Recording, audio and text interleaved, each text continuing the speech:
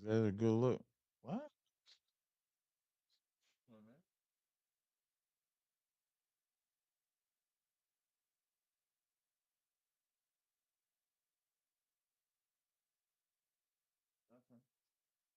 Let's not do nothing crazy.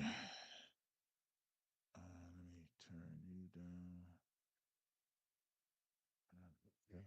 See my man turn. Oh, I titled it TNT Rundown. Low Fathers. Uh,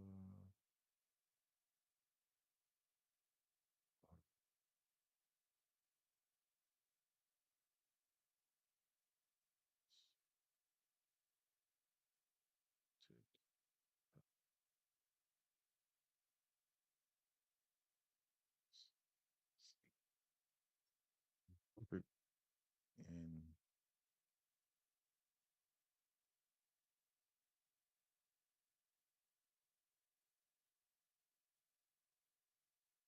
waiting for my man.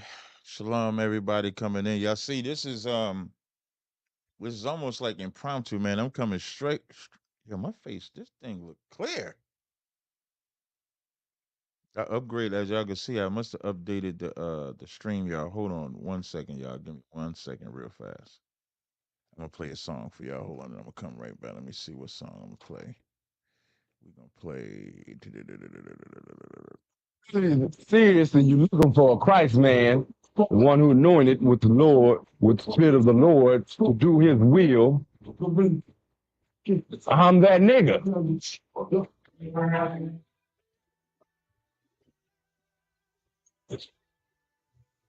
One West, 125th Street. Look, y'all put y'all faith in presidents like they gonna change this country. Run the league and let y'all play cause y'all gonna make a money. Fuck Obama, he ain't come here on cargo slave ship. What the fuck he do for blacks in his administration? I'm waiting. All right, y'all. I'm back. All right.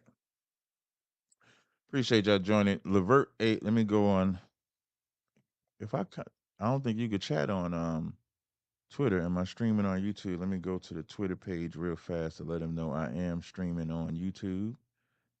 Hold on. Profile live. I can't see that damn comment. Yeah, I'm streaming on YouTube. Hey, did y'all see? So I was in Buffalo. Just got back from Buffalo, maybe a couple hours ago. I'll be heading down to Atlanta. My flight is, I think, like six something in the morning. The only thing we missing on this live stream. Hey, come on, hurry up. Thank you, appreciate it.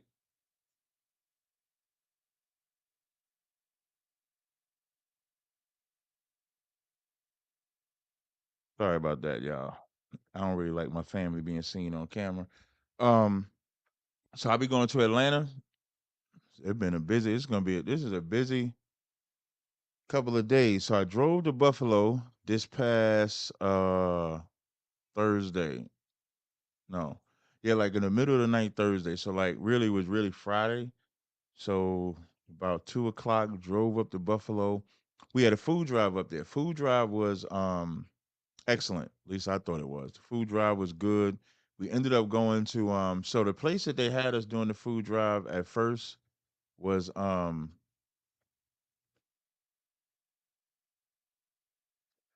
so the place that we was going to first was it was like right across from this library, but we didn't like the environment where we like to go when we do our food drives. We like them to be right where our people be. That's where we like it to be. So um, we ended up going to the projects in Buffalo, which they unfortunately have a lot of. We went to Martin Luther King Park, where the Juneteenth festival was. Gave some food and clothes out right there. Ended up being a beautiful event. And then we had the Juneteenth festival. So at the Juneteenth festival, I think I put a picture of it on my Facebook page. Commander Jenny Hanna was doing an interview. Let me see if I can grab this. Good. I'm glad I'm logged in. So I'm gonna show y'all this picture. So if I go on my Facebook page, um, where's this image at? Bear with me. Um, got that. And there's been a lot going on that I could talk about. So I want to share my screen real fast. Been a lot going. Waiting for my oil. I can't wait to smell it. When did you order it? Tabernacle of David. Let me know when you ordered it. If you message me or something, I can look it up and see, when it's coming. So I'm gonna share my screen real fast. And if y'all look at this picture, this lady right here, this lady is a civil rights lady. She was a detective, excuse me, she was a police officer, this lady here. And she actually stopped her partner, who was, of course, white, from unaliving a black man. And she had to fight with them. Oh, if it says it's in Georgia, that's the post office, and that's not me. That's the post office. So now, but she had to fight. So this lady right here that Commander Jenny Hunter's interviewing with, that's Captain Azaniah, who coordinated the Buffalo event. She's retired now, but she was a Buffalo police officer, and she prevented a white cop from unaliving a black man, and she had to fight, get a job and a pension and stuff like that. So look forward to that interview coming up, pretty soon. All right, let me stop sharing. Then we also had, which I put on my Facebook page and I put on my YouTube channel, um, a little Christian drive-by. So there was this to give you a backdrop. So I put it on my channel, and the first video that y'all saw was Captain Akkad. He was talking to the Puerto Rican sister. So as he's talking to the Puerto Rican sister, she had already previously came to the table. And when she had previously came to the table, she was talking about she knew that she actually knew some of the information. So she had to have known or been in contact with somebody that knew about the Taino Indians being Israelites. So as we're walking past, because they stopped us, excuse me, she stopped us. So she's asking the cod for more information. Like she's asking specifically, like, okay, how do we know that this is true? Which is what she's asking. So Akkad proceeds to break it down to her. So the pastor, he start coming in. I'm gonna show some. Let me see if I can start. Let me see if I can share some of this. Y'all tell me if this sounds good. Um, All right, y'all tell me. I'm gonna make it bigger. That during the time of Moses and Aaron, and when Samson fought the Philistines, hold on, wait a minute. Mice too, Jerusalem too. Okay. You know what I'm saying? So he's saying that on the time of the prophets, the men in the Bible, when they were over in that land, are you saying that land was called Africa? What do you say? Okay, there's different land. That land was divided to different nations of people. You call it Mizraim. You had the Ethiopians, they had Kush. Mizraim is Egypt. Mizraim is Egypt. Akkad is breaking down. The sisters chiming in, having a conversation with Akkad. Look at old Goofy Pastor right there. That's Goofy Pastor right there. Let's keep going. So now, when Leo Scipio Africanus conquered Africa, they named it after Christopher Columbus came over here. Was this called America? Right, no. No, it was named after Amerigo Vespucci. See, she even knew that America was named after Amerigo Vespucci. So she knows this information. And if he wouldn't intervene, the black guy, it would have been just fine. Let's keep going. Saying about Africa. Okay, That's why, so when we call ourselves Africans, we're calling ourselves different white people. You calling yourself Leo Scipio Africanus, and you calling yourself American Vespucci. Okay, let's cut it to the chase. What about salvation? Tell me how Look, here you go. Listen, the sister wasn't asking about salvation. He got up because he wanted to fight. And he said, well, cutting to the chase, what about salvation? Cut right to the chase. Well, according to the Bible, only the 12 lost tribes of the nation of Israel can be saved, because that's who Christ went to. You understand? You're losing me when you say there were lost tribes. There were 12 tribes, right? The sons of Jacob. But when you say they're lost, what do you mean? Who calls themselves the Jews now? It ain't black people. Okay, but you, Wait a minute, brother. Wait a minute. Let me answer her question first. Okay. Let me answer her question Go first. ahead. Here's the question. Go When ahead. we say lost tribes, like for example, the Puerto Ricans. You know what Puerto Rico means? I am from Puerto Rico. What do Puerto Rico mean? It's the name of an island. It's called Port of Riches. Yes. The people that conquered your people Yes. named it that. But you're not Puerto Rican. According to the Bible, you're from the tribe of Ephraim. That's why you're lost. Okay. That's why we say lost tribes. But the tribes wait themselves, a minute. the 12 Wait a minute. Let me answer your question. Okay. And maybe you'll get some understanding. All right, go ahead. We say lost tribes because the identity that the Puerto Ricans go by now is not the identity that they had in the Bible. Their identity in the Bible is the tribe of Ephraim. She's breaking down now. Akkad is breaking down tribe of Ephraim, and I'm doing this just until Tommy getting himself together. But this is what I could do until. And if y'all got some questions, y'all let me know if y'all got any questions, and I can answer your questions. Let me put the link to the. Let me put the link in here. Let me see if this is a copy and paste here. Let me see how this will do it. Let me see if this will do it. I don't know if this will do it or not. But I did put the link in there. If y'all want to come into the stream, you can copy that link.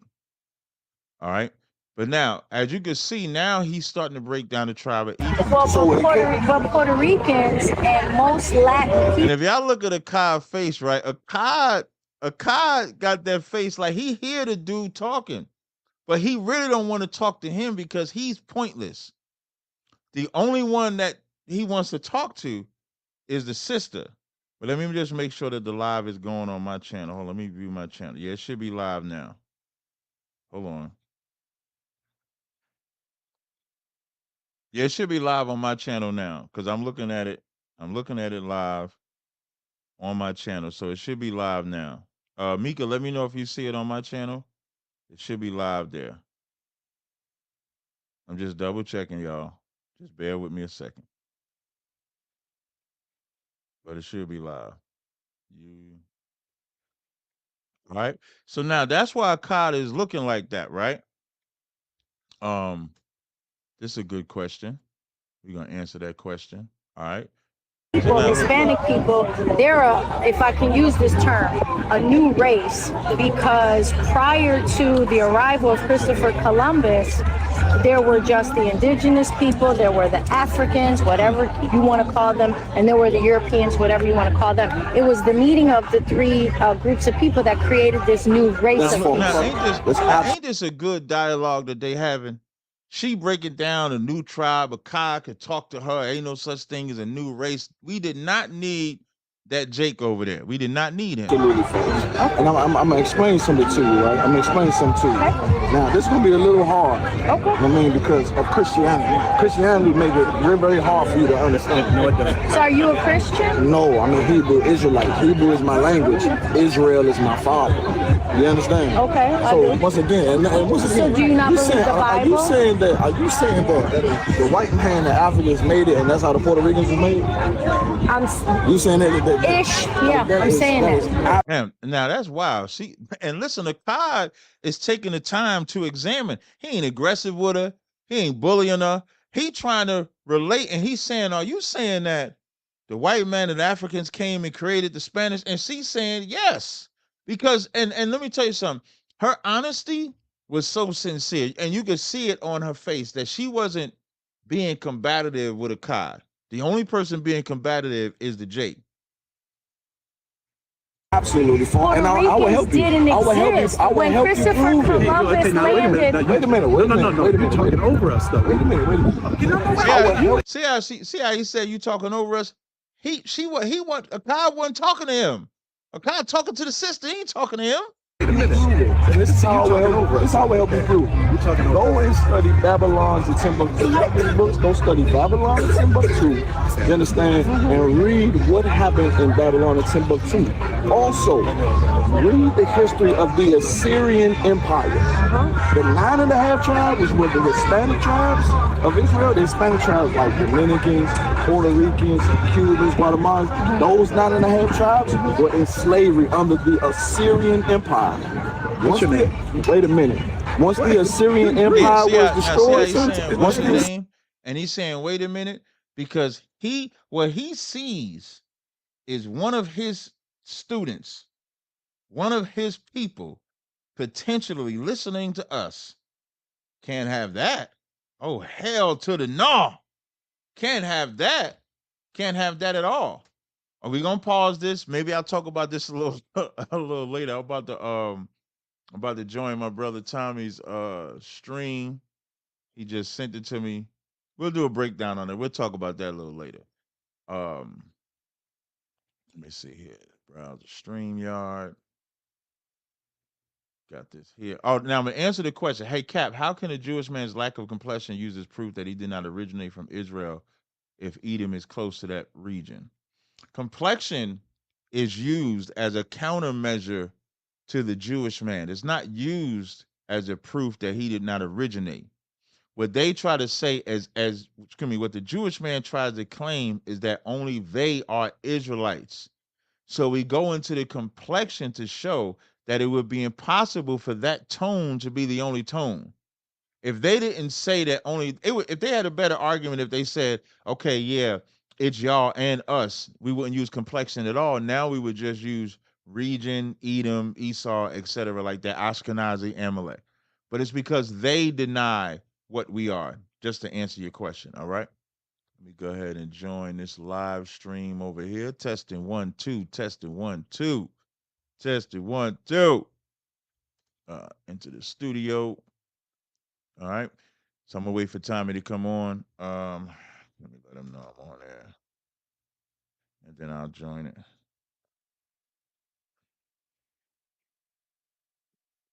All right. The draft needs to pass the Senate, then it's law. Listen, the fact that they approved it thus far, good lord. Hey, there's a video. Did y'all see Cardi B? Did y'all hear Cardi B on the draft? Let me see if I can find this video, man. I might play it with Tommy. Is her name Cardi B? Yeah, Cardi B, U.S. draft. Cardi B funny as hell, yo. When I say funny, Cardi B is funny. Let me see this here.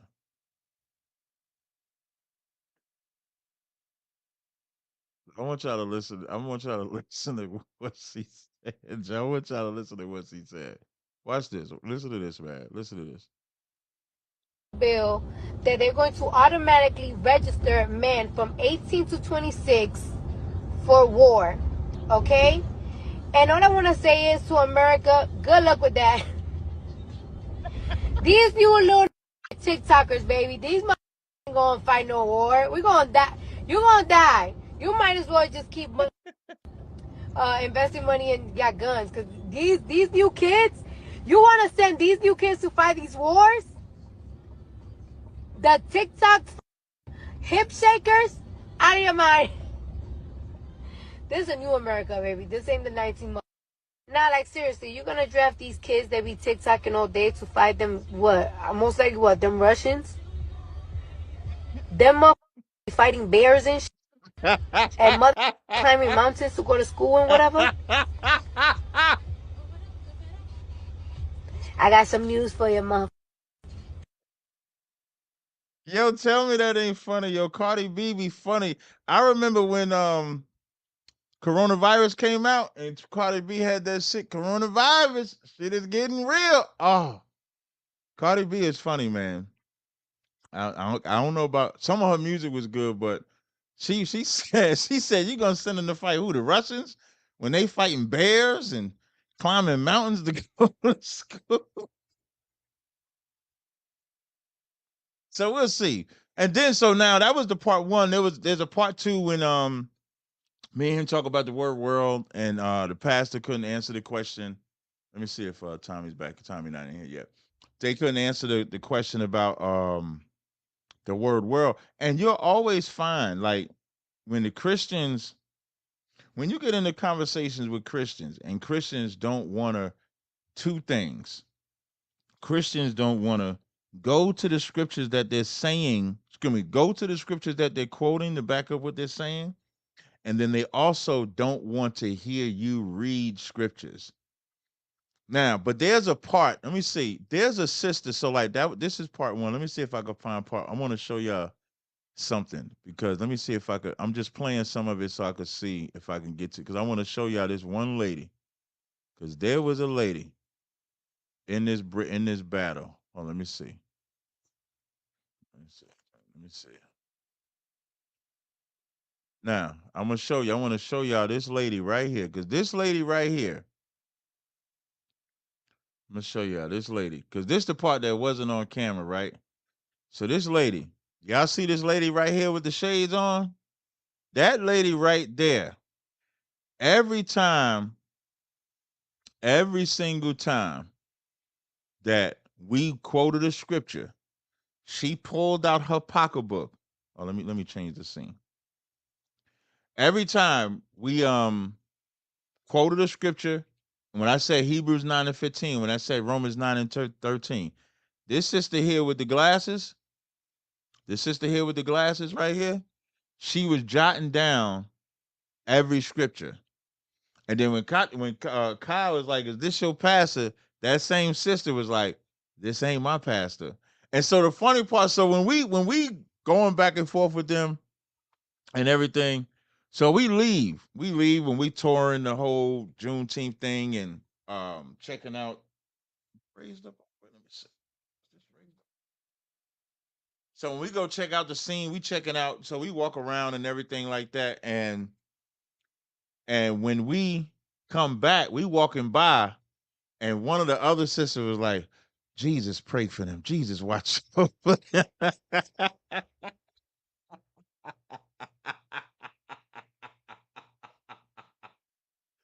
oh, oh, when I tell you, boy, Christianity is a mother scooter, man. I'm gonna tell y'all something about Father's Day. Let me tell you, for all you Christians, you want to know how you know you hate Christ on Father's Day?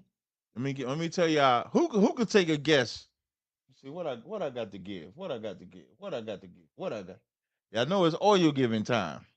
I almost don't want to say this because I think y'all gonna be cheating, but I'm gonna tell y'all.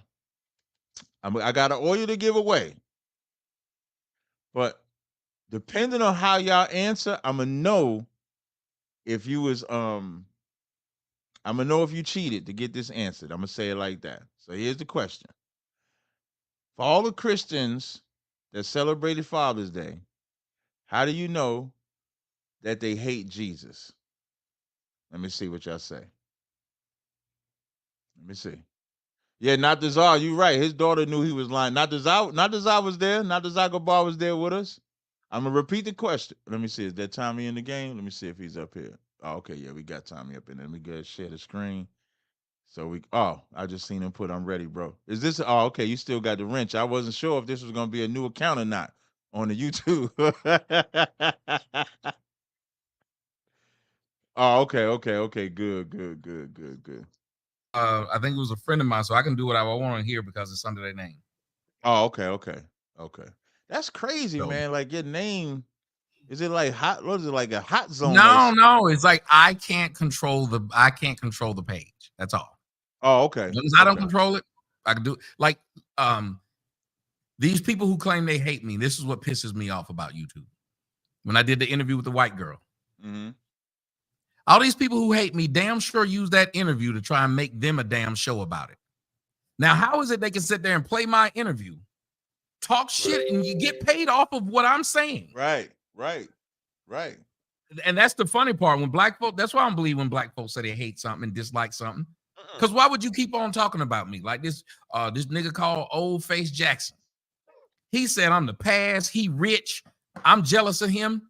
This man done made 97,000 videos about me. And I'm not on YouTube. He said that, there's not one video on what he's made where he said Tommy was right about this. And yet the dude used to say I was the greatest thing in the world. Anytime someone can tell you everything you do is wrong, you don't say anything that's right. And black folks believe that's normal behavior. What human being is 100% wrong? Name one. Nobody's 100% wrong. I mean, No, it's impossible. right. But they make money off me, and none of these people who are online are really doing it because they really give a shit about the black community. And really, they really, and the fact that they're copying you, that's the proof that you're right, or either Mhm. that they like what you're saying because they're using you for content.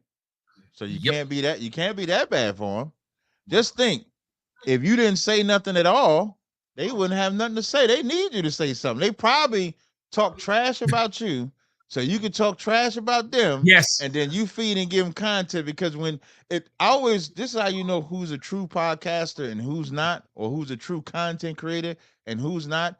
If they can't do a show without talking about somebody, they're not a true content creator. You have to be able to generate and have people listening to you if you're by yourself and there's nobody to talk about. It's just a current event or a subject matter that you're doing. Now, if you can talk like that, then maybe you might be a content creator. But if all your Thank content is predicated on disrespecting or talking about somebody else, you're not a content creator. Shout out to Eternal for the super chat donation. Make sure y'all super chat myself, Tommy. Make sure y'all hit the Cash App as well. Appreciate you, Eternal. You are 100% correct. Like, how is it that everything you make, every video you make, is about what some other man said? Mhm. All you talk about, the only thing you speak of, is what some other man said that you want to make that man out to be a villain. Right. You can't make a video in which you talk about what the fuck you think Right. about what you have to present. Every one of y'all's videos is a reaction to some other man, a Mhm. reaction to me. And it got to the point where when I wasn't doing anything on YouTube, when they didn't know where I was, Uh-huh. they were redoing old videos of mine that Yeah. were on YouTube. Look what Tommy said back in 2009 and 10. And it we in would be, and you'd we be in thinking, well, wait a 2024. minute. Mm-hmm. Yeah, I was like, but wait a minute, but you were friends of his back then. You said this man was right back then. This Mm. one light-skinned nigga, he just can't stop making videos about me. And then he was the main one to say, I don't So see how a light black skin. person could call another black person crispy. When he got mad at me, what did he start calling me? Crispy. I said, That's damn. crazy, man. That's I crazy, said, man. damn, so y'all don't even have what I would call integrity. Right. If I said it was wrong to call a woman a bitch, I'm not going to say it's okay to call that woman a bitch because I don't like that woman. Because by Right. that logic, then anybody who dislikes a woman has the exact same right I have to refer to her as a bitch. Right. I I can't don't turn think around and it's tell you you were wrong for your reason of calling her a bitch, but I'm right for my I'm reason of right. calling her. Right. Right. I don't think it's wrong to Hey, call a woman a bitch as long as it's justified. Because women can act that's like right. bitches. You I can mean, justify that exactly. yeah, Now, no, let me just tell you like why I we can call this call woman Nick. a We bitch. listen. We can call black men, but listen, Say it. bitch is not gender biased. Depending on how you acting, your man could get called one too. So Ooh, it's not gender based. It's not. exactly. It's What feminine you been up based to though, by the because way, man? oh man, It's Father's Day. We fathers. Let's talk. yeah. Let's big up the fathers. Can we big them up for a second? If All we right. had a hand clap, we could big up these fathers. Fathers, big up. What would you do today? I actually was traveling today. And then for the record, we don't particularly celebrate Father's Day. We teach Father's Day, but from the perspective that it's the holiday that even black women take from black men. That's the position that like black women dog black fathers even on Father's Day. Meaning the mother knows the daddy, but she'll tell the child, I'm the father on Father's Day. It's a lot of black mothers that get Father's Day cards on Father's Day when it should go to the father. And that's a horrible thing. You'll notice the veneration of the mother. When you think about Mother's Day, the veneration for the mother is insane. Mm. He said, "You're the Read that. best dad." I'm looking at it in disbelief. You're the best dad a mom could be. Happy father. That's the typical black Hey, household. And nobody ever wants to think about, Mom, thanks for being. Listen, Tommy, listen, I told you, listen, when Tommy hit me up and said we're going to do this live, I told everybody, I said, Tommy about to have a field day with this subject here. I said, a field day. And that's right. There's a sister that made a post I shared, and it was black women that got mad at this post. I'm gonna read what she said. This the post she said. She said, hold on, let me go on my Facebook page. Let me show where's this at. She said, for the women trying to convince the world Y'all baby daddies ain't shit. We want to hear the father side. That's what she said. Right? And so the sisters get on here, they start immediately going at the sister, like, why she saying that and yada yada yada, because you can't venerate or give fathers one day. A black woman don't want to give a father one day. Now again, we don't celebrate it, but it's so much education that can be had on Father's Day. But for me, I was actually in Buffalo, Tommy. I went to Buffalo Thursday. I left like 8 this morning to leave Buffalo. Got here, I think about 2. I actually went to the gym, came back, and then I'm in the middle of packing my clothes because I got to catch a flight to Atlanta. My flight is at 6 in the morning. So it's at 6 in the morning. So I'll be in Atlanta from Monday to Thursday. So that's actually what I've been doing. I got some interviews and stuff I'm gonna be doing down there in Atlanta. Hopefully I can catch Tommy. I know yeah, I got your text, so hopefully I can catch Tommy. We could do a live in studio one.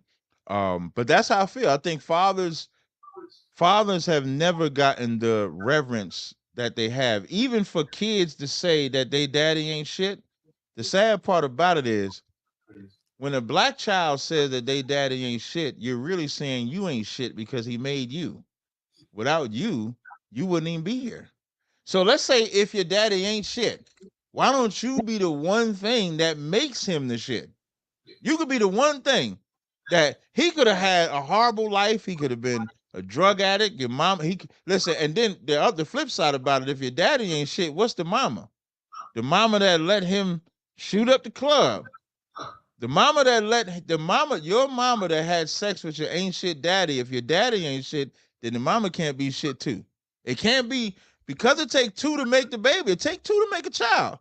So if the daddy ain't shit, the mama ain't shit because she chose that daddy. But nobody ever thinks, the child never thinks, I wouldn't even be alive if my mother didn't meet him and my father didn't plant me in the mother. So even calling your father ain't shit is a terrible thing to do. I ain't mean to, be too long-winded with it, Tom. No, you're not. You listen. I've been preaching this for years. So when I hear someone preach it, I just stop and I say, every voice that can say this, you can deny one voice that says so-and-so slapped so-and-so. It gets difficult when it's 1,000 people who repeat the same story. Right. And it's the thing that I say to black women, and people get mad at me when I say it, and I'm going to repeat it. If so many people are telling you you have a bad attitude and you're a bad person, maybe there's some truth in it. There's a black police chief, female in Atlanta. Do you know what she said? She doesn't want to hire black women because of their attitude. They just suspended this woman because they found a video of her saying this. What's wrong with that? There's a black woman, ghetto black woman, hair hat, baby hair, hair hat hooligan on Twitter yesterday. Comment section full of black women going off on this woman because she said, black women, I done got to the point where I hate to see us in public. All we do is be miserable to each other. She said, I went to these white people and they were so damn nice. Went to a black woman in the same damn store. She said she had like she didn't want to be there. And it's true. Black women think having a stink ass attitude. I was shopping with my daughter yesterday and we kept walking by these black chicks because we went to one of the blackest malls in Georgia, South Lake. We in South Lake, and the black chicks were all just walking around stank face. You're fucking shopping. You're stank face shopping. Stank face is crazy. You just, and it was weird. And she said, I think they practice that look. She said, you have to. In order for all of y'all to perfect the same look, then when it comes to babies' fathers, black women think it's cute to say they baby's daddy ain't shit. The man you laid up with and let shoot up the club, made all kinds of fuck faces with, now he ain't shit, and you say this to the seed that has grown? Imagine what we go through as sons who hear that. I was just about to say that. And then someone tells us we look like him. Mm-hmm. When your diss to me is I look like my ugly ass daddy, Right. my dumb ass daddy, Right. my stupid ass daddy. Why would you say that to a child that you are supposed to be a steward of? You know what makes that bad? And I'm gonna just say this real quick. One thing I like about my mother, I remember my mother is arguing with my grandfather over us, over me particularly. And my grandfather says he ain't gonna be shit because his daddy ain't shit. And I'm hearing my grandfather say this. And the one thing, and this is why I love my mother. My mother said, no, he's going to be somebody. He's going to do this. And because my mother said that, although my grandfather said that and it bothered me, because my mother didn't say it. Like if my mother would have echoed those sentiments, it could Right. have, it could damage you. My mother not saying it, I'm still damaged with my grandfather saying it, but it don't have the impact because my mother is defending that I'm going to be somebody. That don't exist Mhm. today. Because now the grandfather saying it and the mama saying it, your sisters, the aunties, everybody's saying it, and the psyche of that child, like you said, Tommy. So imagine you listening to your mother say that you ain't shit. Imagine that. Imagine the psychological damage that it does. Well, if I ain't gonna be shit, I might as well go out here and go into my not shitness. Don't educate myself. Don't be somebody. I can join a gang. I can sell drugs. I can use drugs because if when parents don't realize it, if a mother tells a child he ain't shit, when he goes outside and the gangs want to get him into their gang family or into their gang culture, you know what they're gonna say? Hey man, we love you up in here, man. We gonna take care of you up in here. We'll be your family. Oh, your family, your mama said that about. We won't say that. Now they can use what you saying about them against you. And even though even though they're tricking that kid, they're tricking them with the ammunition that you gave them, and you don't even realize it. Oh, I talked about this in my movie. You ever, well, y'all might not know us, but I want to educate some of y'all, and I'm pretty sure when I say this is going to click. That's how pimps are able to get these young girls so easily. That's right. They don't get girls who aren't damaged. And the damage they get is from a absent father and an abusive mother. So what the pimp does is offer them something that they did not get at home. That's right. Someone who first off tells them that they need them, and someone who tells them that they are going to protect them. Those two things get these girls into doing anything for that man. A pimp is nothing but a street psychologist. Right. He can see broken women a mile away. He don't even try girls who have a stable father and a stable households. Right. There's no reason to try them. Yeah, he can't win there. Mm-hmm. But them broken homes, oh, they tailor made for pimps. Tailor made for pimps, drug dealers, gang members. They are tailor made for all of them. I remember one of my ribs was like, she thought that was family because she wasn't getting family from her family, so they became her family. Yep. And it damages your psyche of what's right and wrong because the parents are supposed to teach you what's right and wrong. And sometimes we don't even realize kids as kids. You can't tell a 10-year-old they ain't shit and they daddy ain't shit. You can't tell an 8-year-old they ain't shit, they daddy ain't shit. You can't do that. Like Eternal said, let that sizzle in your spirit. He donated. That's what I say. Let that sizzle in your spirit. Like let that, like mothers and them cards you put up. I guarantee you, if we was to look up how many women got Father's Day cards, I would bet that they got more cards than fathers today. I would bet that. And what you need to look up too is where they come from is something from Hallmark called the mahogany, signature mahogany line. What do you call mahogany? What is that typically associated That's for with? black. That's for black. Ooh. That's for black people. Now, why wouldn't they be able to sell these cards to Indians, Japanese, American Indians, Mexicans, Russians, fuck it, English? Why can't they sell that to anybody but a specific amount of Americans? Who is the only group in the world that loves letting people know their freaking shortcomings? Black women love telling the world their fucking shortcomings. No one else does. Yeah. A white woman will tell a lot of her kids and tell her kids if the nigga left, she'll tell her kids he was some astronaut that died in when the space shuttle blew up. Before she say your daddy wasn't shit. That's right. Because it makes her look bad. And she knows if you can feed that child at least a lie, he will try to live up to it. Why would you want your kid's first thought of who he or she is that the person who sired them was a ain't shit person? Mm-hmm. I don't have all these great things to say about my daughter's mom, but every time I spoke to my daughter about her mom, even now, I will say things about. I did today when I was talking to my daughter's mom, and I looked at the look on her face when I said it. We were watching House of Dragon, and I was trying to prove how strong women are and what they go through when they have babies. Because I was like, if it was up to men to have babies, the population of the world would be about 16 today. And I said, I remember her mom had a C-section. And I said, no matter how tired your mom was, and even walking was an issue, when you would cry, she hated to let me go get you. She felt like she was failing as a mom, that if she couldn't get up. So she would just walk and act like the pain didn't exist while she was going to get this kid. Right. And I said, it takes a lot of strength to do that. Exactly. I could see like the pride in my daughter's eyes of your mother really liked you. Like she might not have been the best to me, but she really liked you. And let me add something. I'm sorry.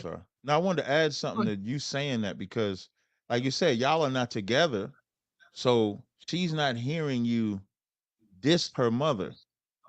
So her eyes is not just twinkling from what you're saying; it's the messenger as well, because you didn't have to say something nice. You didn't have to say something nice about the mother. Y'all not together. She might be a problem. Y'all might have, I'm not saying y'all do or don't, but y'all are not together. So you could not say nothing at all, but you didn't. And even that's important. What's so important about that, and I can only reference my mother again, I never heard my mother say an ill thing about my father. And when I got older, I asked her because my father was in and out. I would hear them argue, but I never heard her say nothing evil to us. And I asked her why she never did that, because I'm around other mothers of my friends that would. And she said because I wanted whatever your opinion of your father to be yours. I didn't want it to be mine. So she was like, yeah, when he would leave, I cursed him out. I was angry. I was mad. She said, and I cried. She said, but I would do that in my room. I wouldn't let y'all see that, because then now my opinion is now your opinion. If I'm angry and she didn't want that to happen. And so you gave an example of that because you told a hell of a story. You told a story where your mother was such a strong woman. And when she goes see her mother after that, she going to think about the story that you gave. So even in that part, parents can empower the mother or the father by just not saying nothing negative. Damn, if you ain't got nothing to say, just don't say nothing at all. But why say something negative, even on this day? Y'all people should look up another thing is child support on Father's Day, and look up how many warrants are issued for child support on Father's Day. Somebody like if somebody, I remember we used to look this up in the school, and every year you would see they would do raids for child support for fathers and would lock fathers up on Father's Day, either the day of Father's Day or that Monday following Father's Day. They would lock people up. I'm gonna see if I can. We used to do this like every year, like a couple years ago. We used to look the numbers up. Father's Day. I'm gonna see if I can find it up. I'm gonna see if I can find it. And you would always find that they would lock people up on those times for Father's Day. So that's another thing I just wanted to point out. But that story you had is good. It's like, and somebody asked me, they said, they're surprised I'm not watching House of Dragon. Stop. I am going to watch it, so don't say shit about what is going on. I was just about to say the same thing, because soon as listen, I got a pack, so we got probably about an hour, 2 hours of the show. And while I'm packing, y'all niggas in a minute. Yeah. So we ain't got much long. So I don't want nobody talking about the show because I want to see the show clean. I don't want to see it with whatever y'all want to put up in there and tell me this happened. Don't tell me nothing. Hey, people was asking who was that on the shirt too, Tommy. They was asking that in the chat. Thomas Sowell, baby. Okay. Hey, Tommy, I Now, know you don't know who Thomas Sowell is? one One of of the great economists. I don't know who that is. You gotta look him up. Black man. You said Amazing Thomas black man. He's still alive. Sowell? He's still alive. He's in his late 80s or 90s, I You think. said Thomas Sowell? Yeah, Sowell. Oh, Sal. Oh, okay. Soul. Up here, we would say Sal. You know, like soul. Soul. Yeah. No. If I was to see that, I would say Sal. Okay, social You'd be philosopher, wrong. political commentator. Yeah, I probably would.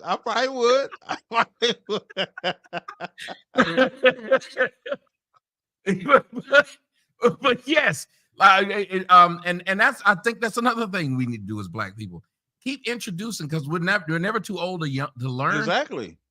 Mm-hmm. And I love learning because I was like, I don't know these brothers. Yeah. And people throwing me names. Like, I think you probably introduced me to at least 5 names I did not know. That's Historical black people. Like, I never heard that.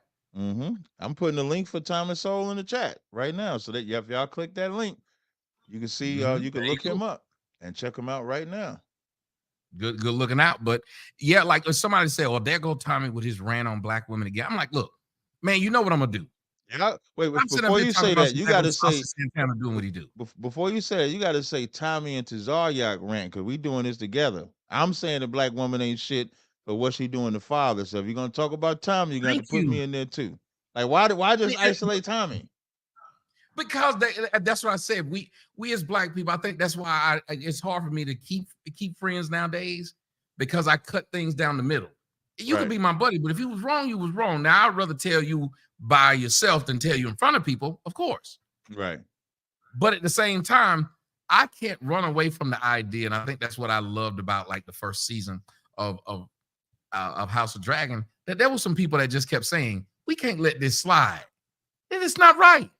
Mm-hmm. But it's few people who will stand up and say, this is not right. We can't let this slide. And you know why? Because they saw what happened to people who did stand up and say, it's not right. Right. Typically, the people who say this is not right, Martin Luther King, JFK, Jesus, John the Baptist. Remember, John the Baptist was killed just because he was telling the king, this is wrong. Right.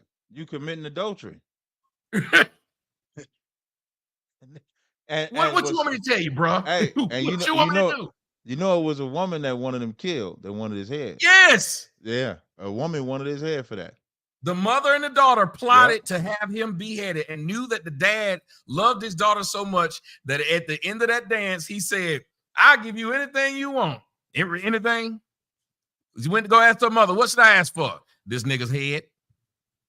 And cut his head off.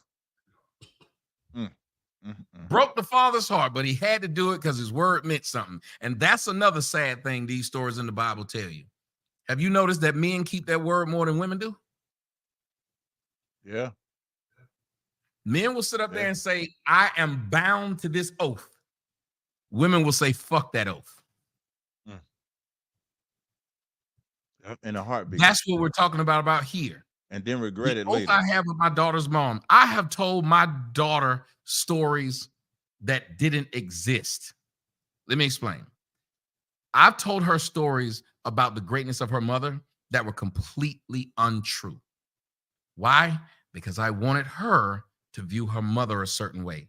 We can craft how our kids view baseball, football, sewing. We can literally craft their minds in how they view education.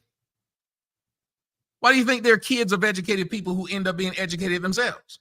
Their parents crafted them that this is important. You don't want to craft your kid's mind to believe that family and their lineage is important. You don't want to do that.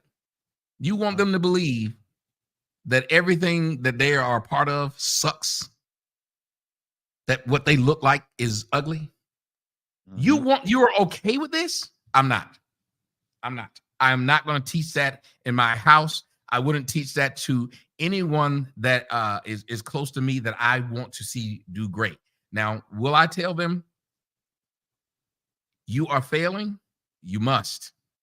That is a part of the love of that person. Exactly. If you love them, you tell them. Love is love. People think love is, first of all, people think love is unconditional. That's a lie. And if you love somebody, you tell them the truth. You don't let them fall on their face. You tell them the things so that they can get their ass up so that they don't fall. If you don't tell them and it happens, it's your fault. That's especially if you have the ability to give the answer to fix them. But what we want is, we don't want to hear that. And when it comes to women, because you made a point about them not holding to their oaths because they're too emotional. So, and they've been put in charge. And what they finding out is they should have never been put in charge. Black women was never meant to be in charge. I'm sorry. You was meant to follow the man in charge. You can even give him advice. You can say, hey, you can say, I think we should do it this way. He's gonna listen to you, say, yep, I think you're right. But you're not meant to say, I'm in charge, everything I say is the way, because you don't have the mental capability for it. A man's man is not emotional when shit hits the fan or when it's good. He's practical. Everything about him is when a problem comes. Like there was this thing. I'm gonna see if I can find it. There was this psychological study. They took a little girl and a little boy, and they put an obstacle in front of both of them. The little girl cried because she could not get around the obstacle. And she cried until somebody came and removed the obstacle. The little boy, he looked at the obstacle and he figured out a way to get around the obstacle in front of him. And they said this is in psychology. When a woman talks to a man, when a woman talks to you, she's not talking to get the problem solved. She's venting. She's not talking to find a solution. She's venting. So sometimes when she talks to a man is always looking to solve the problem. So when a woman starts talking to a man, the man is immediately thinking, well, why did you go about it this way? Why did you say it that? And if you have the audacity as a man to interrupt her and say, well, why did you do it like this? You should have did it like this. You're interrupting her venting session. She don't want a solution.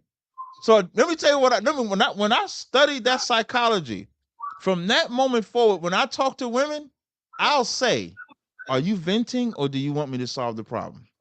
If they say they venting, if I'm on the phone, sometimes I'll mute that shit, Tommy, till they get finished so they can get it all out. So it avoid me from trying to solve the problem. Because as I'm listening to them talk, I'm like, okay. Or I might even stop. I say, listen, I can't really listen to no more of this because I want to fix this problem. This could have been solved in 2 seconds if you'd have just listened. But they don't have that capacity. It's not in them. I didn't mean to be long-winded, but that's just that's psychological facts. Hey, I avoid talking to most women unless they pay me. And even then, sometimes I turn the money down because I'm like, it's too stressful on me now to talk to you, a person who's coming to me, paying for a solution. I offer you a solution and you ignore the solution. Let me give you a perfect example of what you said, an everyday thing that everybody can see. Just go look at cases of women and men being convicted of crimes. When the women are convicted of a crime, they cry. Almost every time, no matter if she went and killed her kid, she killed her husband, she killed whoever, when a woman go and see when they get arrested, they cry. How many times you seen men sit up there and get to crying because they were arrested? They suck that shit up. Women get to crying after they've done everything to get arrested, after they did everything for all that stuff to happen. And what that shows is that men know that, one, nobody gives a shit how we feel, but number two, they feel like they made their bed. They got to lay in it. I've seen men who went to jail and stayed in there for 27 years, and they were completely innocent. You never seen this nigga cry, and he spent 27 years in jail. How's that possible? 27 years in jail. This man didn't cry. He just kept fighting and tried to get out. Women crying. You thinking, well, my God, why do almost all women cry and rare a man cries? Right. Was because we have to accept our fate. You accept it. Yeah, and when it comes to like these single fathers, and these single mothers, you have never in history seen a single father say, I'm the father and the mother. You've never seen a single father Facts. ask for or receive a Mother's Day gift card. That's facts. Why not? Because he knows, even as a father, there's a gap in that child's life. And it's typically that there's another half. And a lot of men who are single fathers will go out specifically looking for a woman to marry to help take care of their children. Don't to believe be the me? woman, to be the mother that they know they need. Yes. Give you a perfect example. You know a man by the name of Abraham Lincoln? Yeah. Abraham Lincoln's father, after Abraham Lincoln's mother died, you know what he did? He left them at the cabin by themselves. It's fucked up. He left them at the cabin by himself to go out specifically to find them a mother. Got them a mother and brought her back. Just because he understood how no matter what it is he provides as a father, they need both. Right. Men, even when the women lose custody of kids to us, a man will not say to the police say, you want me to go pick that woman up because she owed child support? We'll say no. When they're fighting us and the police say, you want me to take her to jail? What would we say up there with blood running down our face? No. Don't take her to jail. Because even with the blood in the face, you got mercy on her. Man, they gonna kill her and put her in jail. And that's the sad part. Flip that shit though. Flip it. They send them to jail over an argument. Hit themselves.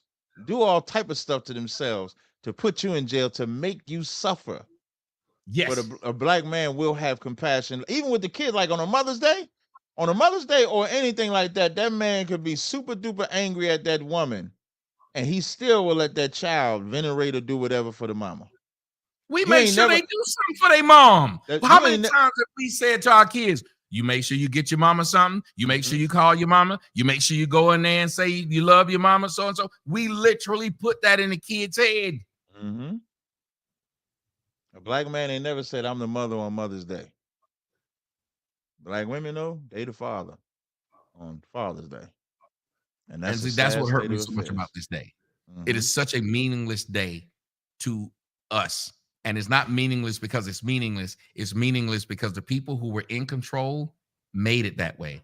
If black women were the head of the household, they could still push fatherhood as being important. Because you know what they push as being important online? Dick. So if you push getting dick is important, because you do that all day by shaking your ass and getting you push getting dick is important. You could push having a father was important just the same. Hey, you said push a dick, right? There's this female rapper now. I don't necessarily like her music, right? But she rap like, I guess like you would say like gangster. She raps like a nigga. She was rapping like a nigga. Get the F out New York. And like super duper aggressive. And I guess that didn't work. You know what she did, right? She started twerking. Yeah. She started twerking. I know. And she can't listen. And it's sad. And I saw it because her fans must have said something about it because she made a video apologizing for doing it. But when as she's talking about it, they show her twerking and her body type is horrible. No disrespect, but her body type is horrible, and she can't even do it. And she's only doing it because she thinks that's all she can do is twerk. And that's another thing. Like women, y'all gotta women think today, if all else fails, I'm gonna twerk. If all else fails, I'm gonna do OnlyFans. If all else fails, I'm gonna do that damn actor from the Bernie Mac show got a damn OnlyFans. The little kid, the little girl. She got OnlyFans now. She explained it. She did a video and she pointed out to them, and I was like, I felt her. Because she said, y'all talking about residual checks. I was a child back then, and they weren't paying $1 million an episode. Why y'all telling me I should go back to something? If I'm an actor and I can't find roles acting, it's the equivalent of a lot of time. A lot of brothers sell drugs, not because that's what they wanted to fucking do. That's what was available. No, I ain't saying that she should be banking on the residual checks, but I'm just saying, why resort to the OnlyFans? Like, my point is, women resort to their body to sell instead of their mind or their education to sell. Like, they don't think that maybe I can educate myself and actually make some money. Just like the drug deal. I agree with you, but I think that no, right. I get, I think it's a easy for them because If you see, like, imagine it's like when the story they tell about Barry Bonds. They said Barry Bonds was doing everything possible and was one of the greatest players Yeah, at the he was time. a Hall of Famer before with steroids. juicing. Right. Yeah, but they said when he realized the easiest way wasn't the way he was doing it, the way they were doing it. Nah, but And I'm gonna even tell you. he broke down and said, Mhm. fine, since this is what they getting credit for is hitting these home runs, I'm gonna hit them too. Yo, listen, let me tell you something. I don't see nothing wrong with what Barry Bonds did personally because I don't. it wasn't illegal when he was doing it. It only became, I think, because like they didn't have, I guess the banned substance wasn't banned at the time or something, whatever the case may be. But the I'm gonna cut worst, you off there. He was never caught with it. He thank beat the you. FBI, which wins 97% of their cases. Yeah. Of the federal government. So Excuse me. he's They never had an tested. FBI probe against him. Mhm. He won all 8 of his cases. Look it up. He has never been convicted. That's and what never I'm been caught saying. of anything. But I'm gonna tell you, because Barry was that nigga before, like he was the man, like he was nice, but like if you look at his MVPs and his stats before the steroids, if you just stop his career right there, he's Hall of Famer. Sure Boy, is. listen, he took them steroids. They didn't even want to pitch to him, man. He added, it was like an extra, they was like, it's an extra 0.3 something seconds, but that extra 0.3 something seconds allowed him to see if it was a good ball or a bad ball, and he get the strike in that ball. And I thought he was the man for it. Because like you said, they got Mark McGwire and all of them. All they could do is hit Yeah. homers. Okay, so this what y'all call great? Let me Thank show you. This y'all what what great, calling it? Okay. right. Let me show y'all what great really is. And everybody was doing it. That's what make his numbers beforehand even better because he was still doing those numbers before that. It just went to a whole nother astronomical level. Don't get mad at him because he could actually hit the ball without it, and then it just Yeah, enhanced it. steroids can't make you hit the ball. There's Right, a reason why Jose Canseco still was a 223 hitter. Exactly. It's just when He just hit it far when he hit it, but it didn't make him hit it. Barry Right. Bonds had the fastest swing in baseball. No one could get it through. That's right. Mhm. No one could get it through faster than him. And his recognition of the ball, each of those things had nothing to do with steroids. The only thing right. steroids made happen was when he used to hit a double, that fucker went out of the park. That's right. That's it. That's He it. was the man for it. He was the man. So I don't put Barry in that. Now, if he did something that nobody else was doing, then fine. I probably have a different argument. But I do not have no argument for Barry Bonds. He was right to do that. I don't care what nobody say. But let me stop you. That's why I gave the example of Barry Bonds versus the woman doing OnlyFans. She said the same thing. I'm out here trying to be an actual actress, and these bitches who just showing their ass is making more money than me, and I'm actually trained. I get what you're saying. But I don't think she's showing her ass on there though, right? She's not. I don't think she's showing her ass. She's showing. I know she might not have went that far, but the point is, she's saying these other women who I know have nothing to offer are being able to pay their bills, drive nice cars, and I'm sitting up here trying to keep my so-called morals. And sometimes it gets difficult. It gets difficult when you're the kid and you say, I'm trying to keep my morals and go to school, but this guy who's 16 sell the dope. He got all the girls. And sometimes it's difficult. You'll break. There are plenty of men who are in jail right now, and they broke because they wanted women, and they realized the way they were going about it was slow. That was it. I'm glad I grew up in the environment I grew up in because I used to watch the drug dealers in that same analogy. I was a horrible drug dealer. I was terrible at it. I tried it. When I'm saying I'm terrible at it, I couldn't do it as good as the other, so I gave up quick. But you're right. But I knew the end game for drug dealers. And she needed to know the end game for OnlyFans. She needed to know the end game for that. The end game is it's going to be shameful in the end. Yes, you're going to get your money and it's good in the beginning, but you're going to regret it later. Like, for example, them city girls and all of them, you know what they say? They say, I don't want my children listening to city girl music. I don't want my children growing up marrying or getting with a city girl. They don't want them getting with what they're portraying because they know it's a shame. And that's what everybody that does that and do that when they get older, they're all gonna regret it. They're all gonna be like, man. But look at Ice Cube. Ice Cube, all the shit he was saying, he was able to raise a whole family and get past it. Now, maybe that's what's the sexist part of society, that men aren't looked at for doing treacherous things the way women are, because there's a lot of dudes who are drug dealers and they have no problem with the fact that they are now rich and they used to sell drugs. So I think part of it might be your marketing team. If your marketing team is different, you have people like Kim Kardashian. Yeah, Kim You have people like Kardashian. Cardi B. She says she don't want her kids to hear her, but she ain't stopped making the music. No, and you know that's such a thin line with that because technically she's right. Remember Charles Barkley said I'm not a role model. So even from the sports perspective, so you can't like when it comes to the music, I agree with them a little bit because Cardi B doesn't make her music for a 10-year-old. So if you let your 10-year-old listen to it, it's your fault. But Yeah, the it's same so as that girl didn't make her OnlyFans video for a 10-year-old.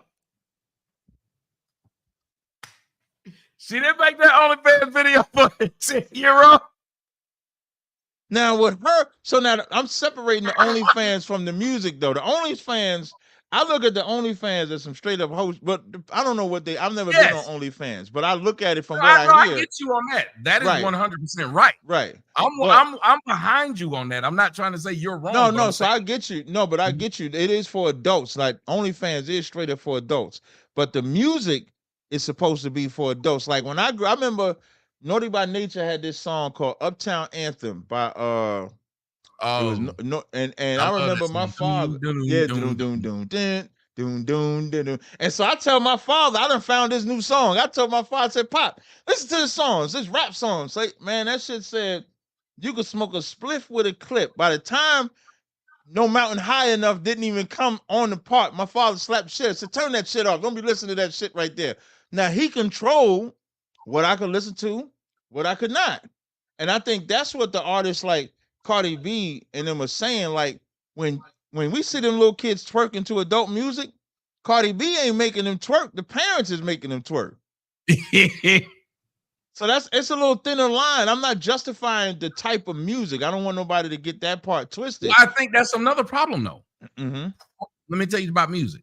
Music is easier accessible, Right, than an OnlyFans. True I that. can hear this music that's horrible True that. for free. True that. Your OnlyFans, I got to somehow get onto it and get somebody that's Right. onto it. You gotta be So legal I think age and that's how stuff like music that. have been able to left a bigger impression on blacks, which is also the people who get in it make more money because this music can be accessed. I remember I had every Luke album. How was I getting this shit? I That don't even Cube know. album, when you talk Ice Cube, that I had NWA, I all had that that album. shit. Yeah. I didn't have a clean version. As a matter of fact, let me tell you 2 situations that happened with my mom, and it was wrong. And I got one of them, she caught, one of them she didn't. And I got lucky because she didn't see. We had went to the the video store, and I was looking for movies to watch, and I had been a Terminator fan, a RoboCop fan, and I saw this movie that said The Exterminator. At least I thought it said that. So I picked it up, rented everything. Got home, I told my mom to go watch this movie. She said, I'm sleepy. You can go watch it, but you better go to bed by so-and-so. I put that motherfucking movie in. That nigga came in with the gun, just like everything, had the glasses on.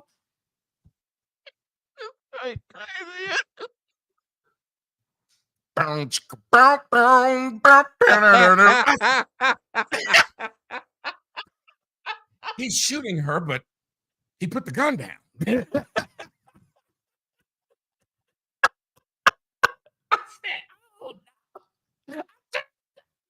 But I keep watching. You see, yeah, I said, oh my God, this is awesome.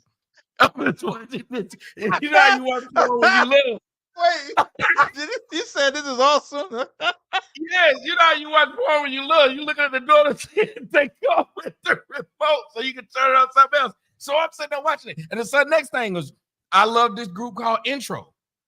I like didn't know Intro what too. it meant by, if you let me come inside. I'll treat you. Had no I'll idea. I thought keep it you was just coming out. satisfied tonight. Yes. So I bought the album. She bought it for me. If you Damn, I gotta add that to my play. I'm glad you said I'm about to add that back to my playlist. Intro album, one of the best. It's it's a fire album. The way they did Ribbon of the Sky was good too. Yep. Yeah, that From was the beginning to end. That's a good album. But let me tell you, on the album version, at the end, Oh yeah, They I keep know. talking. It's a long Yeah. song. Uh-huh. He come And on home and it's he like says what it is at the end. It's fucking, and they fucking. And I'm like, they got it in at the end. I said, God damn. turn that off. I mean, they got it in at the end of that song. Yes. The Good end of the Lord. song just got crazy. And my mom said, you don't turn that off. But I didn't know that Right. that was on there. And again, this wasn't an album that was rated R or parental Right. guidance. Right. It wasn't. So I think music and stuff like that, they're able to sneak that shit in They way are. too much. Who watched True Lies and didn't notice the line that was given by Bill Paxton? I say, listen, I bring that up all the time. Ass like a 12-year-old boy. 10-year-old boy. And again, that was also a line that was in the Beatles used that line. And if you think about it, it's with those media, it's easy to sneak shit in that people don't see. Disney did it for years, kept sneaking sex into cartoons. Hey, you know in the movie Shrek? Okay. The dog had burned his butt. He was going across the floor, scratching it like that, like rubber, trying to get it out. He looks right at the camera and stops and said, I better stop doing this. I'm starting to like it. And then kept on doing it. Hey, there's a masturbation scene in the movie Shrek. In the movie Shrek, when the little king dude, he's like, come on, window, show me the princess. Show me the princess. Yes. And then when they show him the princess, you just see him lift the sheet up, and then he look down, and then he look up at the camera, and then he cuts, which lets you know why he's asking to be shown the princess. That's Lord Farquaad. Oh, they do another one. When they shot the, you know what make his little buttons, the white stuff to make his buttons, shot in his face. They did. Oh, right. There's a cat in the hat. Cat in the hat. When the little kid showed him a picture of his mom or what his mom looked like, his tail got hard. It stuck out. So you're right. Over sexualization is definitely something that is prevalent, like in America. Like it's damn near. It's the one thing that is unavoidable. It's so easy to do, like how you was pointing out. Like if everybody else is making all this, and so you see it, it's so easy to do, and it's hard like to fight because it's so easy for kids to see. You got to monitor everything. Like if you give your kid the phone and let him watch YouTube, you got to watch that because ain't no telling what'll just pop up. And then you be thinking your kid don't. Kids, because they're like a sponge. Like I remember my daughter. If I give my daughter her phone. My phone, she can scroll, she know right where YouTube is at. She know how to scroll, find everything she's looking for. You think she's slow. She ain't slow. Be telling you how to use it. Right. They done bought stuff my off the damn told Play me Store. way more about how to use my phone than I knew how to use my phone. Yeah. They way smarter. So I give you that. You're right. The music and stuff is so much easily accessible to hear and do. The only thing I don't like is when they record them filming them twerking, when they record and film them doing these things. I was looking at some pictures. Where was I? Somebody was sending me images of kids getting twerked on like for their birthday or something like that. I forgot. I don't know if we was doing this for a show or not. I can't recall, but I remember scream. Oh, Tommy, did you see mean when I showed you the 10-year-old boy who the two girls was twerking That's what on? it was. Right. That's what it was. That's I was trying to think what for his birthday. That's what they did. And so when people hear you and I talk about the importance of motherhood, I just don't think they get it that we say, look, like there's even an old saying, the hand that rocks the cradle rules the world. So lady, you've been rocking this child's cradle. Facts. You rule this child's world. Why would we not hold you responsible for what that child looks at and thinks is life? Because you're doing it. You can't say these boys and men don't respect women. Well, the first person who taught them how to view women was a woman. And even what Smokey Robinson said, my mama told me you better shop around. He didn't say my mama told me you better settle down. A lot of men learn that hoes ain't shit from their mama. Don't trust these bitches from their mama. They learn these things from their mama. They heard how their mother called other women bitches, other women hoes. There were no men in my house doing that to women because Right. there were no men in the house. So how did I learn how to be as foul-mouthed as I am? Where would I have learned this from? That's right. And that's another thing women don't want to accept. They think that a black man taught the black boy to say the word bitch and hoe and all that. No, they heard you say it. When you talk about your girlfriend, your best friend, you calling her a bitch. You calling her a hoe. Hey, what's up, bitch? How you doing, child? Oh, I ain't doing nothing, hoe. That's how you talk to each other. And the kids is listening to you talk like that to each other. Kids are parrots. Kids are and kids are supposed to be parrots. Kids are supposed to be emulators.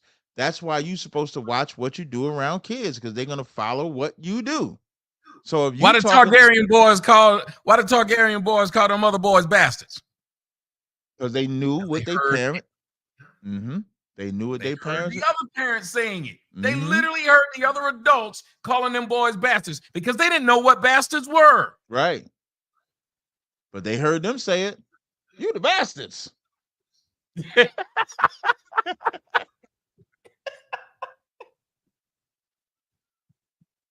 Hey Tommy, man, what you think of that video I sent you with the damn black women, black women. That video I sent you with the damn the community dude marching in the pomp with the pom poms. Man, Mm. you ruined my day with that. Not only is this nigga 6'7", Yeah, yeah, yeah, he but was a giant. Yes, but the fact of like what you said in the video, they're letting him lead. They would rather let this sweet man lead them before they let an actual man lead them. That's right. That's what blew my mind the most out of it because when a black man comes out there strong and say, like, even in this conversation that we're having, if a black woman, if a single mother black woman is listening to what we're saying, we're telling you to correct yourself because you represent the problem. And a real black woman that is doing the things that we're saying they're doing, she knows that she's the problem. And if she corrects herself, as tough as the pill is to swallow, she can swallow it, correct herself. I remember Christ said, "You shall know the truth, and the truth shall make you free." He did not say the truth was going to make you feel nice, warm, and fuzzy. And most of the time, when we telling somebody about themselves, it's supposed to hurt if it's about correcting. So we are literally baptizing women. That's what, that when it burns, when that shit burns, that's the fire Christ said he was coming with. And so when you go out there and say black women, we gonna lead, they don't want to listen to you, but they will let the homosexual go out in front. You know why? Because the homosexual is not the threat that they think. They so stupid. They hate a masculine man so much they'll let the effeminate man in front of them, and don't even realize to the men that are curious, you black women are pushing him. You're marching him and say, here's who you should be with. Don't be with me because I want to even be behind the gay man. I do not want to lead the gay man. And every gay man is always in the forefront. When you look at everything, if it's the cheerleading squad, they in the front. If it's the church, they in the front. If it's a band, they in the front. Anything, if they're involved, they're in the front. And you know who's behind? The black woman. And guess where you don't see these flaming gay dudes at? In other communities. White men are more gay than anybody else. That gay shit is white men. They got that on lock. Mm-hmm. But every time you turn on television, every time you see these black women doing something, it's some gay man with them, whether it's on their shows, whether it's all these places, it's some gay man with them, and he flaming like hell. He extra gay. And you're sitting there thinking, well, we know white men are typically gay. Why ain't a bunch of flaming ass white dudes out here then? They should be the main ones out here. Even when they did Brokeback Mountain, they didn't have no flaming ass white dude out there, just hey, they didn't do this. And why not? Because they're not going to put themselves out idea like of masculinity can still be preached even amongst their homosexuals. Yep. Black people, our homosexuals have to not only be homosexual, but have to be overly effeminate. Not only overly effeminate, but I believe that black women hate black men so much that's why they put the gay man in front. It's almost like a shot at the real man. Like, we hate y'all so much, we gonna let the gay man be in front and then lead us. Just to smite him in the face. And that's the other part. No, no, go I ahead. was just gonna say that one, and I think that the reason why they'll lead because they view, like you said, him as less of a threat because he lies to them. He is sneaky with what he does. He is like the serpent who she first listened to over her man because the gay man does not let his intentions be known. He swears up and down, girl, just like you. Whenever you tell that gay man about your man problems, ladies, why he always on your side? Hmm. Why he always listen to you? And that's why they like listening to him because the gay man is going to tell them, yeah, girl, keep putting on this weave, put on as much as you can because he want to be able to look like you. He don't Yeah. mind telling you to tat up your neck and shoulders and chest because he can still look like you. He Mhm. wants you to do everything possible to make it easy for him. When you lose your femininity, he gains his. Again, Let me yep. say this again for the people who don't That's hear me. bars. That's a bar. When you lose your femininity, he gains his. And there's a person's text me said, and gay men take black women mannerisms, and black women love that shit. Because when you think about it, I don't care what the race is, if they are of the community, whenever they sass, it's a black woman. Whenever they got attitude, it's a black woman. They take all the mannerisms. It's damn near like black women don't even realize how much of a detriment that attitude is. That attitude that y'all put on Front Street is what the earth uses when they want to show something demeaning. So if the homosexuals of every race is using your attitude when they want to act funky, what does that say about your attitude to the earth? Like, let that sizzle in your spirit. Is your attitude to the earth good? Or is your attitude the one attitude we display when we want to look like shit? You gotta let that sizzle in your spirit. Like, and Mhm. again, we're baptized. This is the baptism of black women section. This is to free you. Your attitude is not good. There's space for now. There's space for the spiciness. Like when we say attitude, we're not talking about being a go-getter.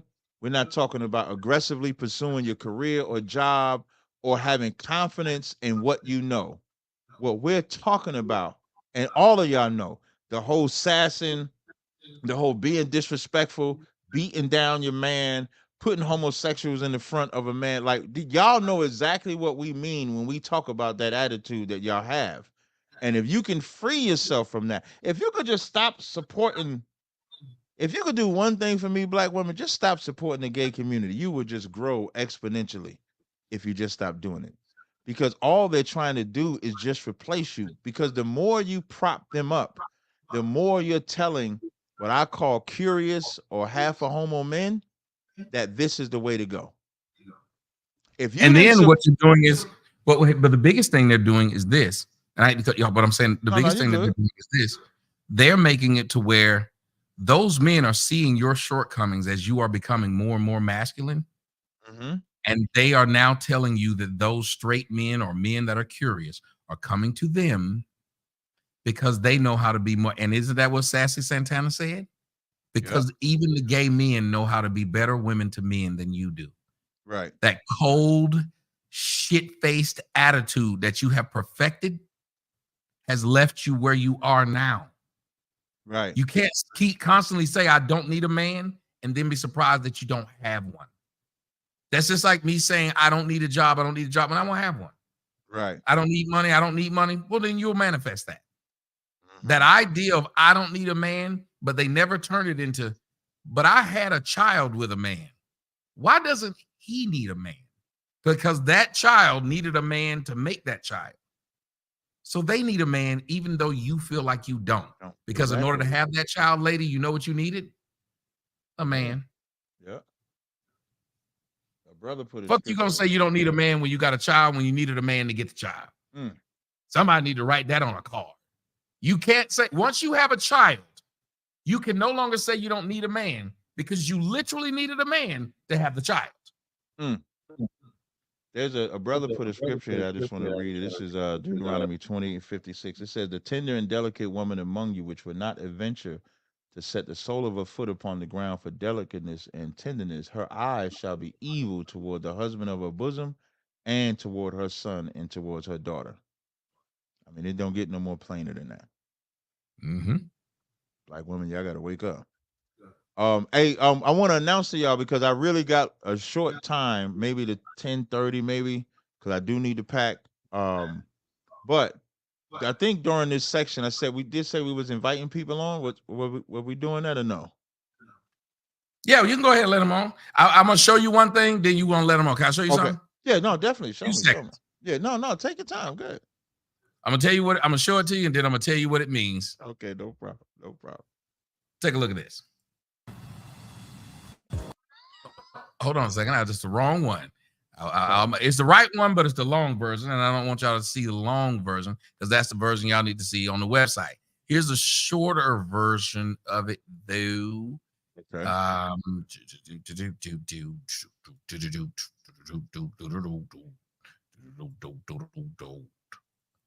Okay, here's the shorter version. Check it out. To Angel Reese. Yep, across the head, and they will go to the monitor to review this one. Yeah, that's right. Didn't go for the ball at all. She didn't go for the ball at all. Now, let me tell y'all what I did. If you go to the website at tjskoc.com, you'll hear my opinion. It's a wonderful video, but I will give you a little bit of what I said. I said there's 3 reasons why she hit that woman in the head. One is because a lot of black women are jealous of white women. 2, she's jealous that that girl hair grow out of her scalp while she got to play basketball with a hot-ass wig on. And 3, this happened today on Father's Day, and Angel Reese doesn't have one. That's right. You see Caitlin Clark, her dad is online defending her. Her dad and her brothers and her mother and her, this thing called family. That's who's behind her. You know who's behind Angel Reese? You single bitter bitches online who are trying to make everything be about race and claim that this girl is so great when y'all refuse to go to her games. That's why she don't sell out hers, but Caitlin Clark sells out hers. See, misery loves company, and y'all love to prop other black women up and make them feel like the world is against them instead of tell them the right thing, that maybe the world is against them for a good reason. Y'all didn't turn around and make a lot of these women feel like they got to fight the world when there's no fight to be had. Black women are so secure in the fight that y'all wake up every day to get online to look for something that pisses you off, not for something that praises you. And you claim you want to be praised.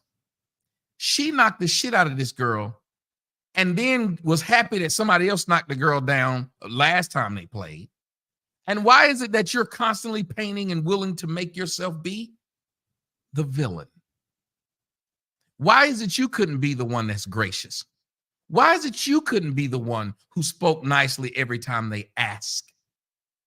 Who bit your tongue for the sake of your reputation? That's what I ask. What did you see when you saw that? I saw like the venom for Caitlin Clark. Like you said, like she applauded when I think the other girl Booger hooked her through it, hooked her and I said Booger hook. I ain't said that in a long time.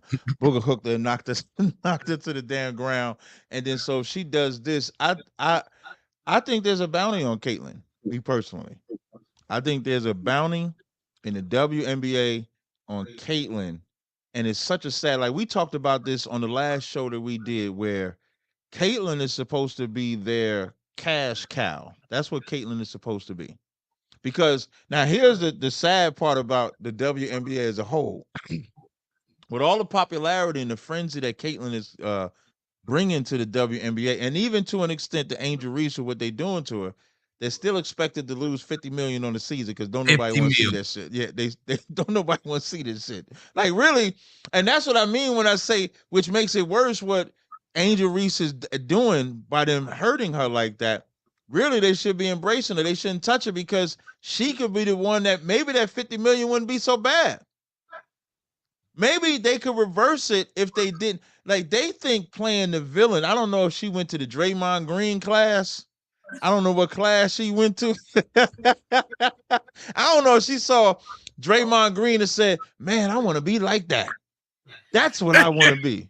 She should have went to the LeBron class, to the Patrick Mahomes class. She should have went to the class where they gonna see that this woman is raising the bar And if they want to have an actual career, and if the league loses 50 million, do you think they say to themselves, we should keep this league going? Or do they say to themselves, man, we need to cut back some teams. We need to get rid of some teams. When the NBA merged with the ABA was failing. They was fleeting. And so the ABA merged with the NBA. And what that meant was some of the teams in the ABA, they don't play no more because they got merged. They had to go. So that's the WNBA don't have an NBA to go to. All they have is the WNBA. So the more they hurt this girl, the more that these women show, as I always say, as you said earlier that when you and your daughter went to the mall, you saw these women with these faces on their face and like, why are they so mean? Why are they so evil? All this shows is that women hate women. Women hate women in the sport. Women hate women outside the sport. Because the feminist movement, as bad as the feminist movement is, they don't even support the damn WNBA. They don't. You know why? Like we brought out last week. Because they know niggas don't want men in general, they know don't want to watch that sport. And women want to watch the sports their man wants to watch. They're not trying to get them to watch the WNBA. They're not going to do that. No, nobody wants to see no women. Okay. Hey, that's a perfect example of women follow men. Right. Women follow men. Thank you. They really do. We will sit and watch a team, and our girl will be a fan of the team. I know a lot of girls; they'll be a fan of whatever nigga they dating. If he's a fan of the Patriots, she now wearing Patriots. Yeah. She don't give a shit. She's just a fan of the man she's with. She don't even know the position. She don't know offense, defense. She don't know none of that. She just know my man like this. I'm watching this because he watching it. She gonna sit up there, and the jersey gonna be the sexy jersey. It ain't gonna be the overplayed jersey. The jersey gonna be the right jersey. Because she know if I watch this game with my man, he gonna give me something afterwards. And it's more time with my man. Like when a woman love you, she know the easiest way to spend more time with you is to do the shit you like. Exactly. She'll do it. If he like watching this game on Sunday, I can either complain about him watching it and we fight over it, right? Or I can watch it with him and just lay up under it. And not just fight over it, and he gonna leave and he gonna go to the bar and watch it. And might meet a bitch there that's gonna watch the game with him at the bar. I'm trying to get rid of the bitch at the bar. I'm gonna watch the football game. I ain't gonna say nothing. I don't know what's going on, but for these 3 hours, we watching football together. It's not a bitch gonna go to the bar to get me in. Yeah. They know Sunday they gonna go watch the game right at the sports bar. That's right. There. I'm gonna show up and. That's what it is. I mean, you can't beat that. So Angel Reese and them, they gotta stop. Listen, and y'all know this is heavy. Y'all know this is strange coming from me. Y'all gonna have to stop abusing that white woman. She's your cash cow. She's your cash cow. If y'all want to be successful, and they grab when LeBron came in, you got to go back to Mike. Mike was the first real cash cow in sports. Mike brought the sneaker to the league. Mike brought more commercials to the league. Mike brought sponsorship to the league. And the only issue they had with Mike was they did not want him to win a championship. They did not have a problem with the sponsorship and the viewership that he brought. And then he spawned copycats. So everybody they had the song, want to be like Mike. Everybody came in wanting to be like Mike. Then you had other players that came in, and the more they brought to the league, the more money they brought to the league, everybody liked it because it means I can get more money. Yep. Man, y'all want to learn something? My general said, what's wrong with the WNBA? They need more D. They ain't got enough D in the WNBA. If he ain't talking about defense, if they would stop all that carpet punching. That's right. And getting more D in the WNBA, they wouldn't be so pent up with frustration at Caitlyn. If they're getting more D, they'll be able to handle it and then deal with it from there. If they had more D, they probably could have more O's. That's right. There you go. See how that shit work? We baptizing y'all. Listen, my general putting in said Magic worked with Bird. Magic and Larry Bird work together. They They were didn't. sitting there. We hate each other. They literally was on commercials together. You remember McDonald's commercials? Right, right, Converse athletes. exactly. One represents the white, You one know, represents the black, and nobody was nicer than Magic. Magic had $1 million smile, they used to call it. And this was back when white people didn't want to see black that's right. males succeed. They know how fire it would have been if when they got drafted, if Caitlyn and Angel Reese did a commercial like that They've been together. best friends. If they just one commercial going to some McDonald's or whatever sponsor, whatever Nike, whatever what, just one commercial of them together would change the WNBA. They think they helping. One thing I give Caitlyn credit, I'm gonna give it right to you, Tom. One thing I give Caitlyn credit though, Caitlyn ain't feeding into the bullshit either way. At all. I give her. You got to give her a round of applause. She don't feed into those that supporting her or the ones that's hating her. She just play ball. Got to give her credit for that. And that's what I was saying. Like the whole idea is Angel Reese knows that the only way she'll be something to black women is to feed into black women's insecurity of white women. Yep. If she went out there and played the I'm cool with her too, we down, she believes that she won't then have the large group of black women because the black women already don't support the league. But if she was smart, she would have said, fuck that. I would rather be cool with the people who support the league. We got to stop being worried about being called sellouts, coons, and stupid shit like that.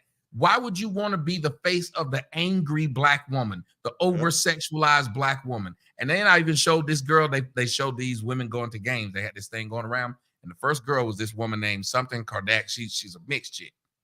Mm-hmm. And every nigga was like, that bitch played basketball? Tall bitch chick, fine as hell.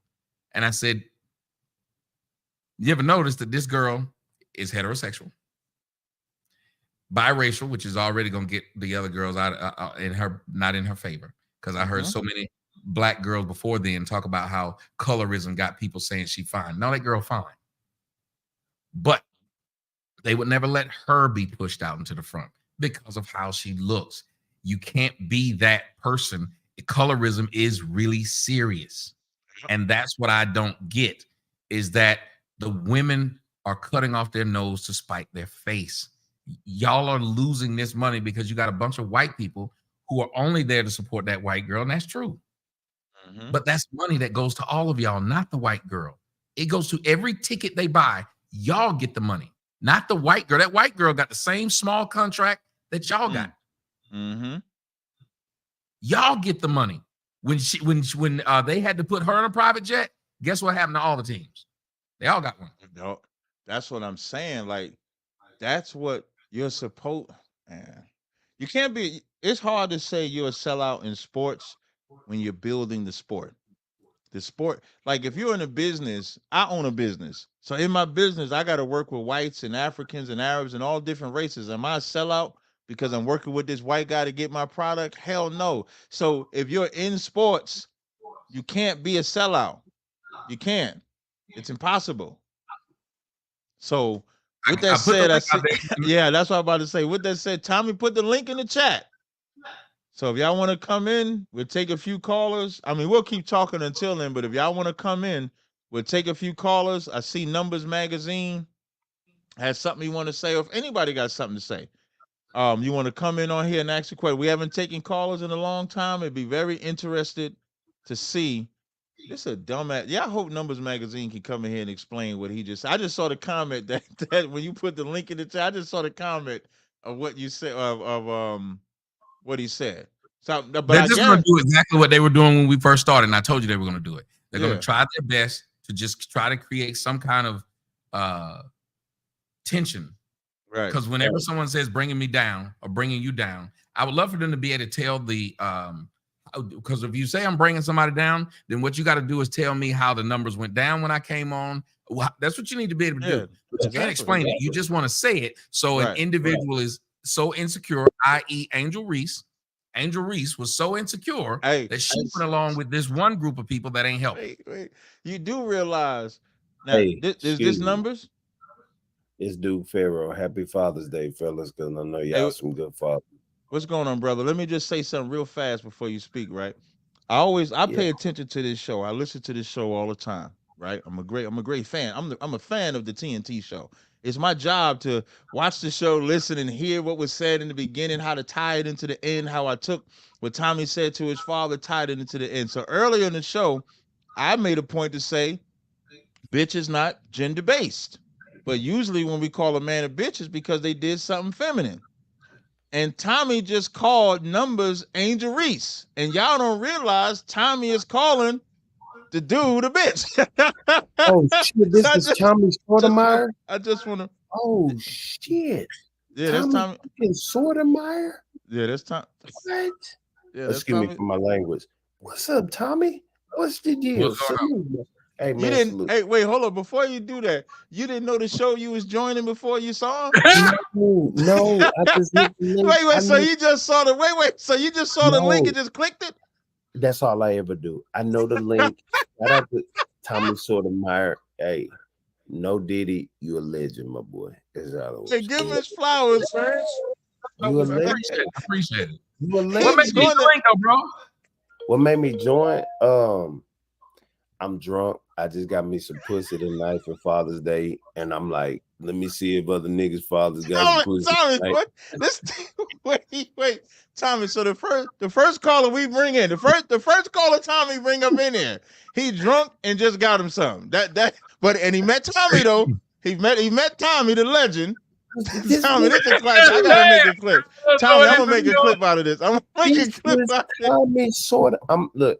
Everybody know me do Pharaoh, Dukefaro, but it's all three right now. But Tommy Sotomayor, you motherfucking legend. Now, fellas, happy Father's Day to all you, good and bad. You did what God said. You created more life. Whether you didn't do it right or did it good, it doesn't matter. If you got some panocha tonight, you a legend. Appreciate it, brother. Well, thank you for joining us, man. We're still waiting on numbers. Is it okay? Is it okay if I chill? Because Tommy Sotomayor, this is crazy. Well, we go ahead, but we're on a bit of a time constraint because as fathers, we both gotta go. I will be quiet. I'm a student. Let me chill. Tommy.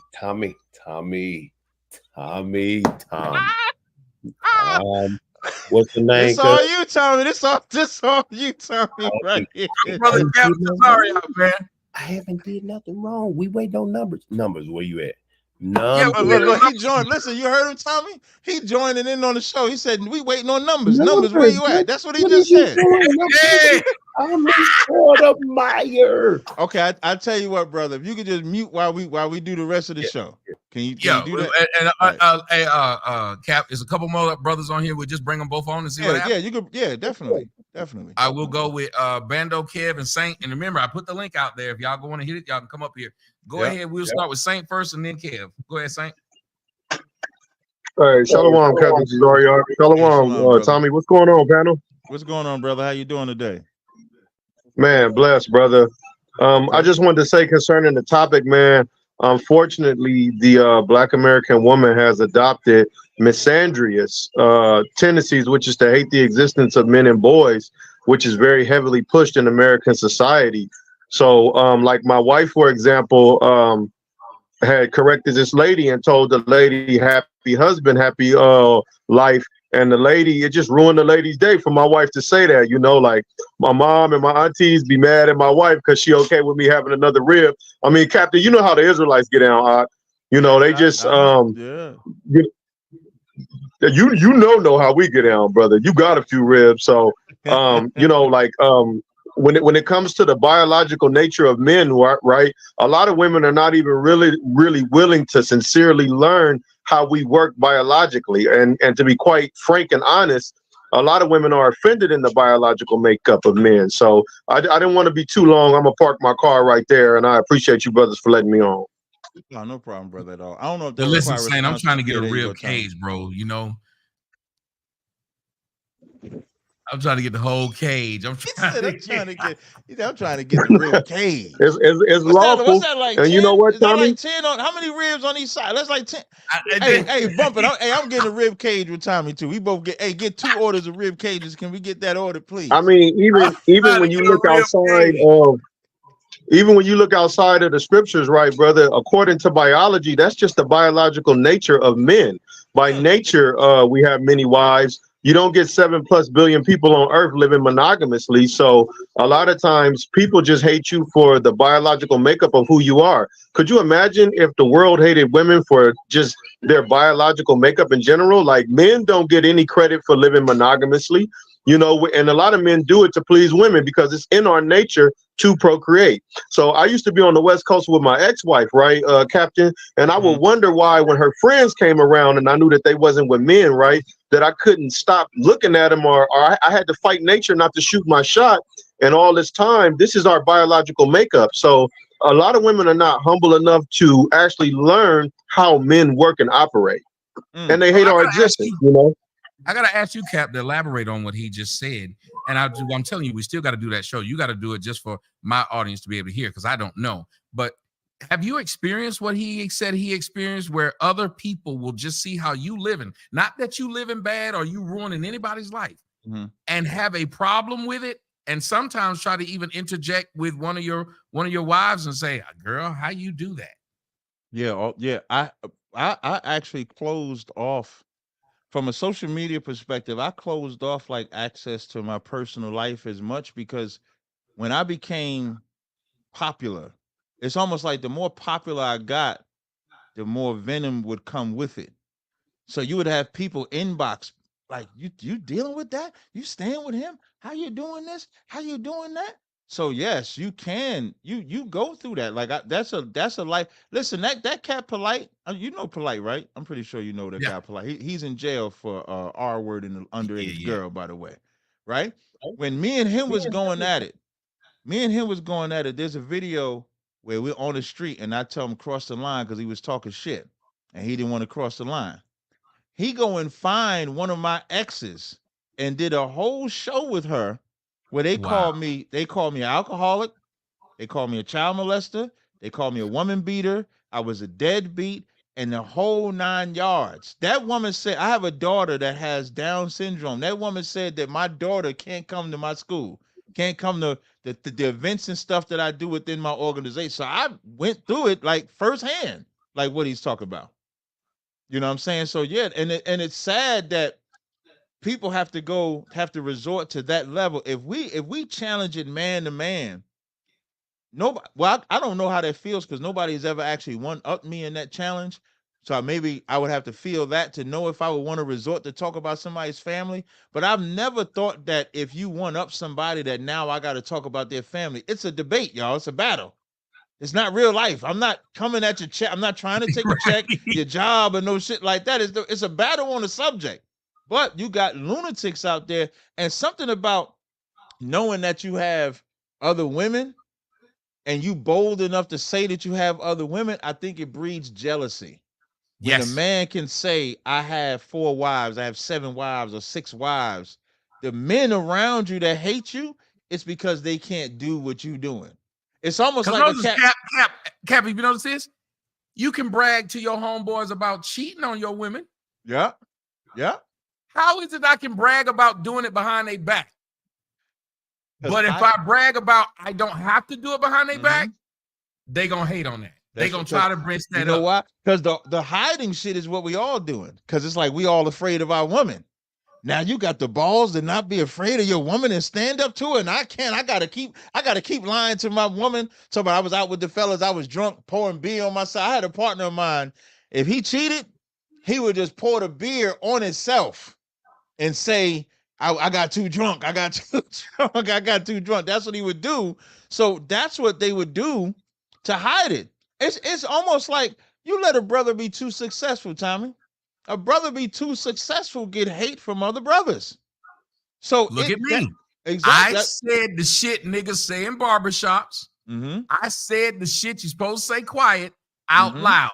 And the same brothers who knew I was right now went on a crusade talking about some, oh, he a coon, he a seller. Because what they kept on not understanding was I talked that shit and still had the same black women that y'all chased. I was still with them. They didn't see me with no ugly bitch. They didn't see me. They kept seeing me with a fine woman, and it bothered them. So then they started going in, and y'all black women who fuck Tommy, y'all stupid. Who called 911 and the dick police showed up? But these niggas, they really got their badges. They the dick police. And I heard a lot of people say that a lot of these men who are doing that, they believe that these men are undercover. Because why is it so many men wondering why you and this brother, y'all girls put up with that? Like, what you talking about? That's called dirty macking. I ain't never heard of dirty macking on a man because he got women. As you must not have women. I think there's a certain level of man loving that men do to people like a Tommy or myself. Hey, Tommy, there's this app this app called Clubhouse, right? And I go through this on YouTube too, but there's this app when I go in the room and I'm just sitting there listening, and men will know I'm in the room and will immediately start talking about me.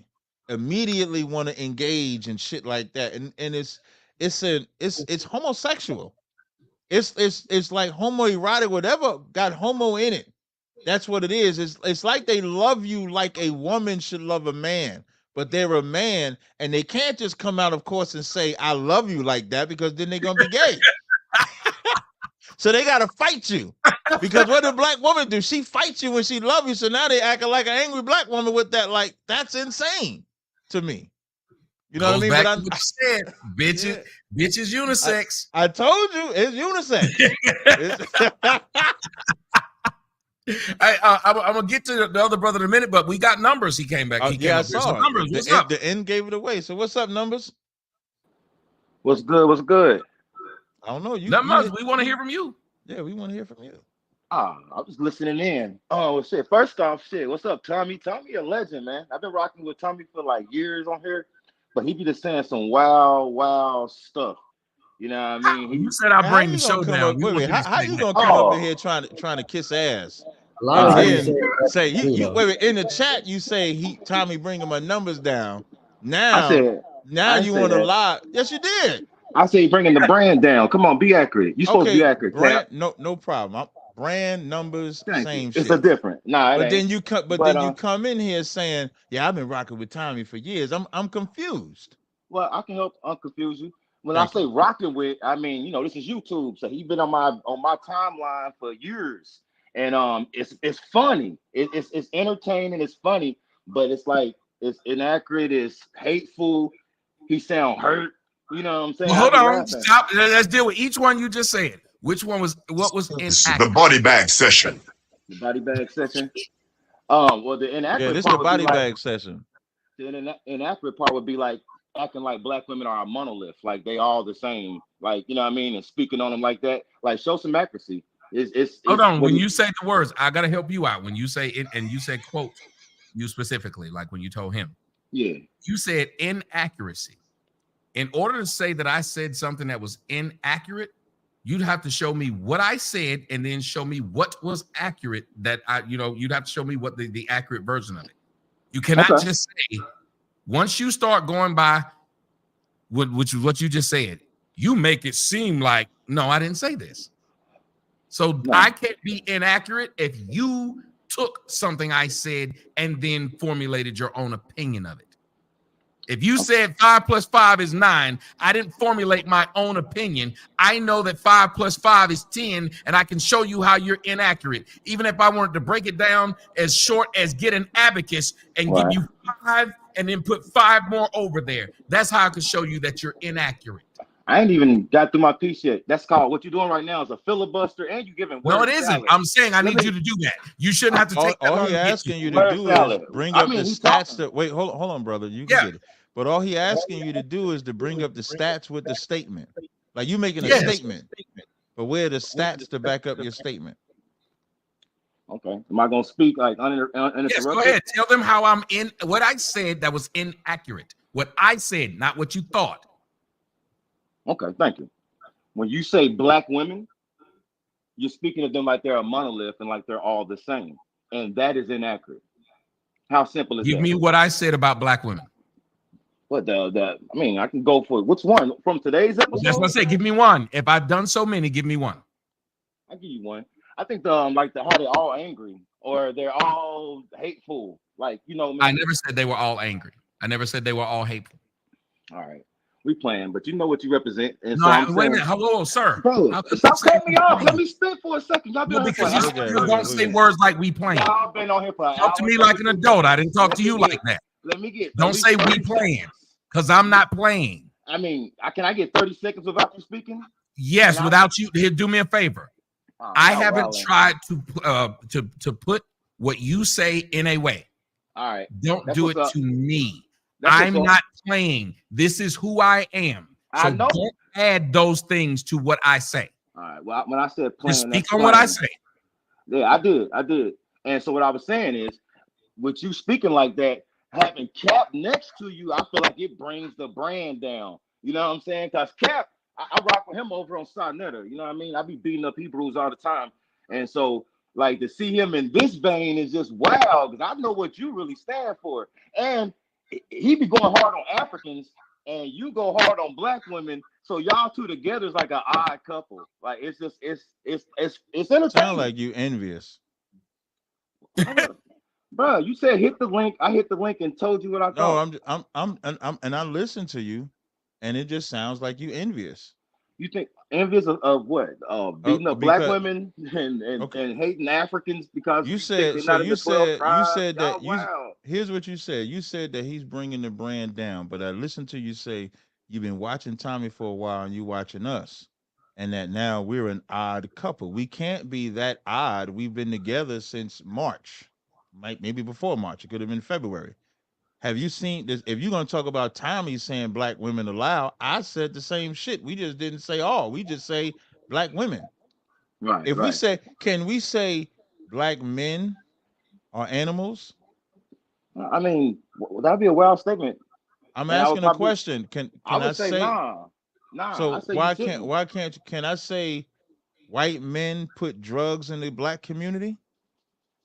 Nah, you can say the CIA did. You need to speak with Can I accuracy. no? Can I'm asking a yes or no? Can I say white men put drugs in the black community? No, you can't say that Because it Can you has to because say be white people specific. own slaves? Can I say white people own slaves?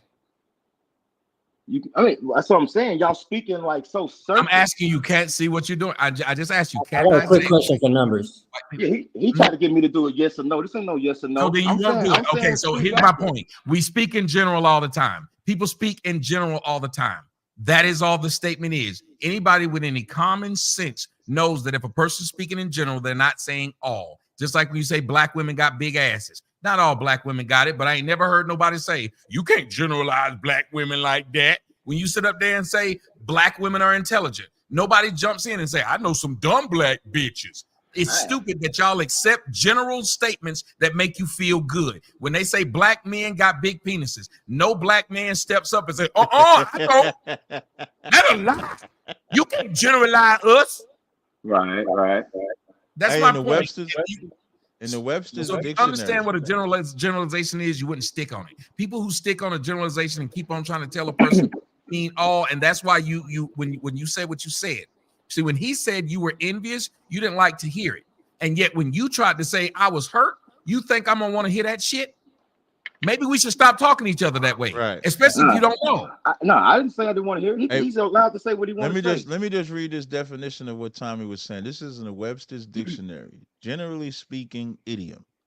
Used to say that a statement describes a general feeling or opinion relating to or affecting all people or things in a group. Generally speaking, it's in the dictionary how we speak. It's Yes. in English grammar how we speak. Yeah, and what happens is when it becomes repetition, when you only give one side, then it adds a whole different context to it. And then when you build your brand around that hidden Mhm. context, then people can look at Tommy and be like, I yo, told you he envious, be Tommy. He what wish he can have your brand.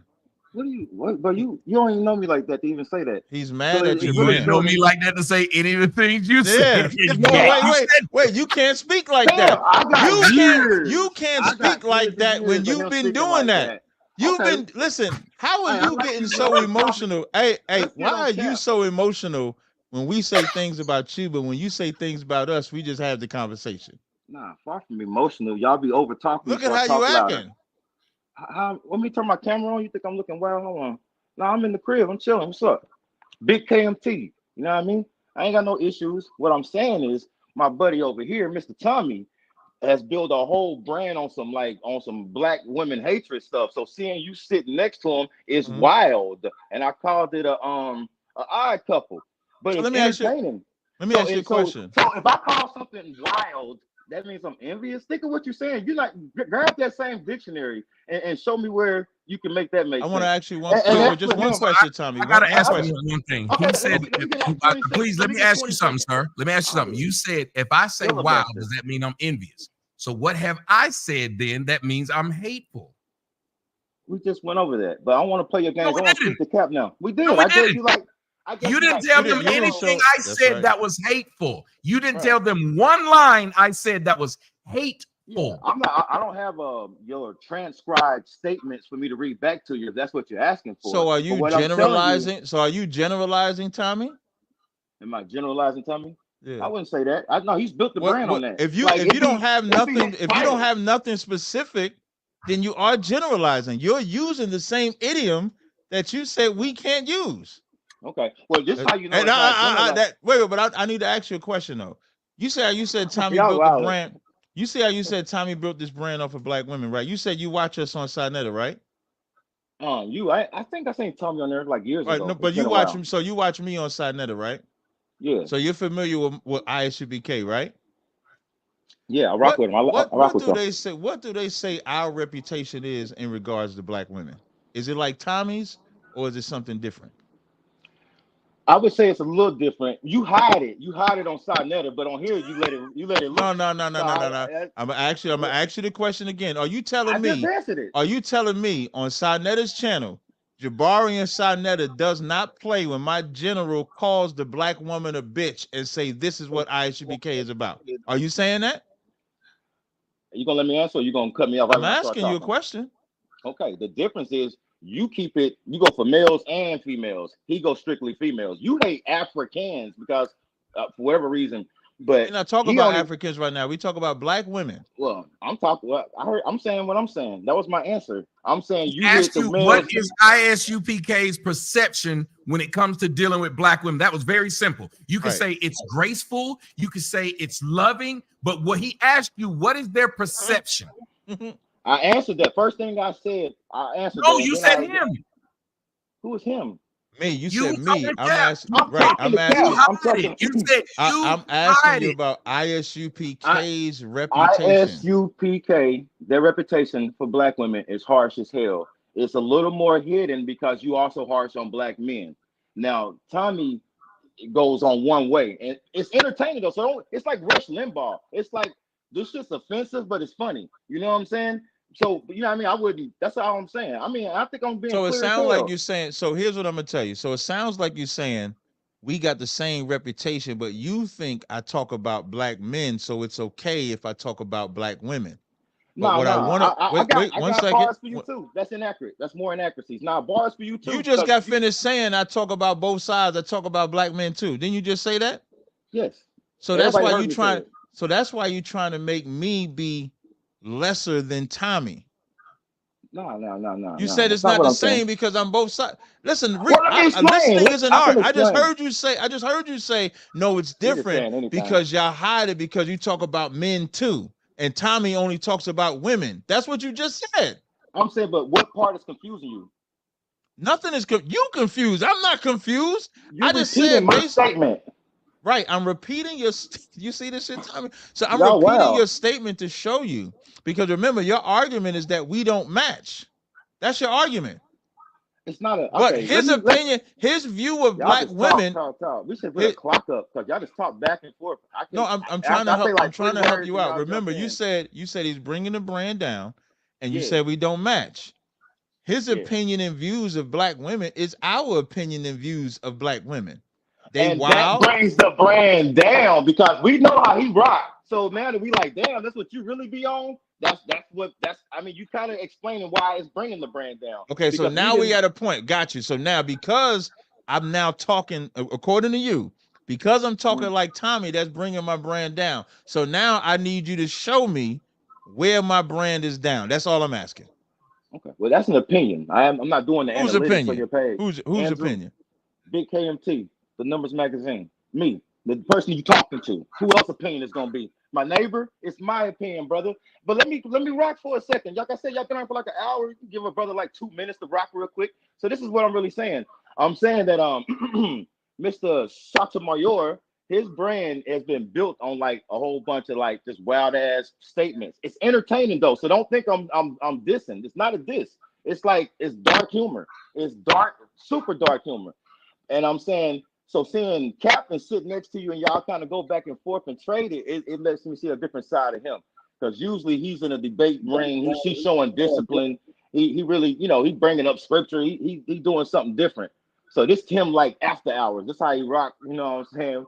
When he on here with people like y'all. So my opinion was, yeah, it's bringing the brand down because it makes me look at you different. And I just may be a voice of more people that won't step up here and say it and demand their time to speak. Other people might just be saying this shit in their crib, but I'm gonna get up here and say it. So that's what I was saying. And Remember, you find solutions to our problem if we don't actually address the actual problem. If we don't talk about the problems, I'm just wondering. I mean, because there's obviously a culture of black women that he's talking about, and they know what they're doing. They know who they are. Right. Yes or no? Would you agree that there's issues with the culture that we live in? Is there issues that we have? I'm about to answer. I didn't want you to start talking again. So here we go. I would say yes. Every culture has issues. I just think it's like a localized, small-minded thing. Like you act like these problems don't exist with white women, or exist with Chinese women, or exist with Latin women. When you just saying black, it's wild. And then Captain already got a little bit of self-hate. We're not Asian. What's that? We black. We're talking about black issues. We're not talking about Asian white issues, man. You just got to talk about Caitlin Clark as the cash cow. She white. So why when I say white? Hey, Bando didn't say that. Because we're talking about the black people who are messing up their money.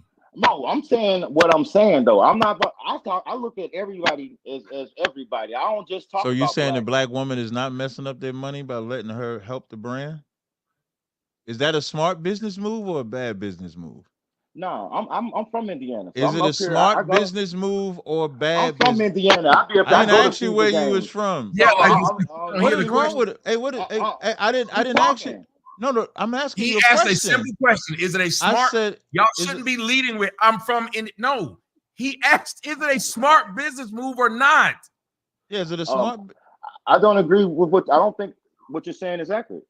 I don't think. I'm gonna say it again. Is the way that they're treating Caitlin Clark, the players, abusing her, etc., is that a smart business move or a bad business move? That's all I'm asking you. It could be both sides. I would say it's a bad business move for the people that just talk about it, the small consumers. I would say it's a good business move because it's bringing more attention to it. A leading sports center with her getting slapped in the head and more white people going to cheer for her, more black people going against her. I think it's going to bring it all up. And I know you understand that. So stop making like. Do you realize they're losing $50 million right now projected? I don't think it's because they slapping a white girl. That's not my point. That's not the point. If you're trying to build the brand, the conflict don't build the brand. Bro, I'm sitting up here with two people that's built brands off conflict. Stop. Our brand is street. Listen, you said we couldn't match. Listen, and you said we couldn't match, but we match just fine. Your ass is here. We match so good. You on the screen. Is Tommy you a Hebrew? Is Tommy Hebrew? Yes. You a Hebrew. I mean, I don't know why you. Tommy know the Bible. Listen, when me and Tommy fucked me up. We doing the first battle. Excuse me, the first conversation we had. He had the scriptures lined up. He quoted a scripture in the Bible I didn't even know, and then cut me with it because I said I don't know if that's in there. And listen, it was damn near a challenge to Tommy. Tommy went right up in it and put the shit on the screen. That's what's up. That's what's up. So now we can go past that. So now when you say we don't match, can you admit that you're wrong? I would say that knowing that he's a Hebrew now, I think is y'all closer. Slow down. So you're saying we do match? Yeah, I'm saying from the information I had previously, I ain't never heard. Wait, slow down. I ain't even talking. You said he fucked you up. You said he fucked you up when y'all spoke because you were surprised. But that's not what I'm asking you. I'm not asking you about. I'm telling you that I was surprised that Tommy's a Hebrew. I just asked him that. But I'm not even asking you about the Hebrew part. I'm just asking. Now that you done came up here, are you going to say now that we're a match, or are you still going to say we're not a match? I would say y'all are better match than I previously perceived or assumed. You know what I mean? See, that's why I was trying to ask you to be specific, because a lot of people that dislike me, they don't have a specific reason to dislike me, and then they will spread that though and commiserate with other people and be like, yeah, he does blah blah blah. You as a man know that there are people who've never met you who have a belief about you that's far from you. That's true. But they will then spread that belief, and it'll be a bunch of other people saying the exact same thing about you. You'd be like, why would they say that? That never happened. Right. It's like Game of Thrones guy Joffrey. They watched Game of Thrones and they hated that little boy. He was nothing like the character that he was on television. Yeah, but that was rough, boy. This man, when they saw him. No, I get it. Well, let me make sure you understand though. I never said I don't like you. I find you highly entertaining. No, we understood. We all agreed that you're envious. Yeah, y'all wow for that. Envious, and he just wanted some shine time. He just wanted to come on the screen. He just wanted he dropped the link, and I pulled up because I know what I'm talking about. Y'all be having people up here that just do the. Hey, look at the chat. They say you done changed your whole story. They laughing at you in the comment section. I just want you to know. Oh, okay, that's what's up. They laughed at Jesus. And it's a black women. No, they didn't laugh at Jesus. It was worse. Yeah. Can we talk to Bando now? Numbers don't lie. Yep. Yeah, we're gonna let him jump in and we're gonna see what he got to say, because I know Cap got to get ready to pack up, and I got to get ready to eat my Father's Day dinner and watch this Game of Thrones. I'm be watching it while I'm packing. So what you got, Bando? I'm afraid one of these niggas gonna start blurting out what happened. So we gotta hurry up. I'll be brief. Honestly, I just want to thank y'all for the space again. Shout out to Tommy. Tazar is the first time I heard about you. I've never seen your content, but if you can put me up on what you're doing, I heard is what UPK. Yeah, my organization is called ISUBK, with the Israelite School of Universal Practical Knowledge. My podcast is Captain Tazaryak Podcast. We do a lot of teaching biblically, but we also go into different spaces where Black people are. So we talk about Black issues, Black problems. The reason why me and Tommy link is because we both talk about Black issues. They just don't like the message, which is why when the other brother was talking, I said, what is ISUBK's perception about Black women? And it's the same as Tommy's. The same way that they look at Tommy is the same way they look at us, because we won't bow down to a woman. That's wild. But we're not supposed to bow down to a woman. We're supposed to rule and guide and discipline her. And I say those words on purpose because Black woman ain't had discipline since she been over here in America. And two Black women said that. Shahrazad Ali said the Black man has never been allowed to be in charge of the Black woman for her to escape him. And Francis Quest Wrestling said we have been surviving units here.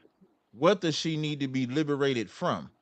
So the Black woman has been seduced that she don't need a man, even though she stays fucking him. And then now you got men that will not let her get away with it. And we're going to call her on her bullshit every single time.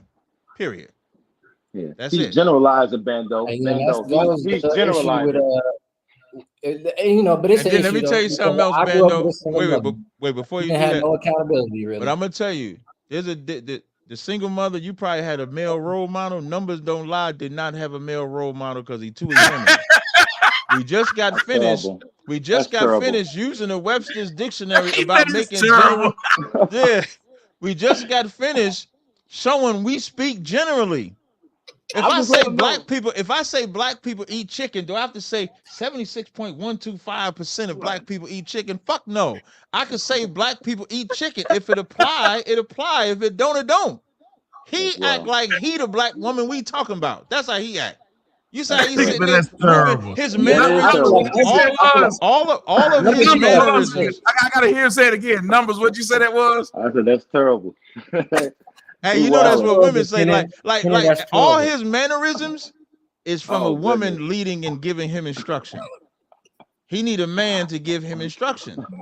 He can't. He couldn't even sit still while we was having it. As we sitting here talking, as me and Bando was sitting here talking, Tommy's sitting there still. He can't wait for me to shut the fuck up so he can watch Game of Thrones. We all just sitting here chilling. You know who rocking and moving and doing all of this shit here. Y'all ever see that movie Get Rich or Die Trying? In the movie Get Rich or Die Trying, when 50 Cent got out of jail and Terrence Howard came to get him, and the dude was sitting in the back. What Terrence Howard kept saying, because he kept moving around. He said, "Man, why you keep moving around? Sit your ass still." He need to sit his ass still. And a man got to tell him to sit his ass still and be disciplined enough to let two grown men talk. But he cackling like a woman. That's feminine behavior. I'm laughing at you. Tommy, you know I'm right, funny. Tommy. That's feminine behavior.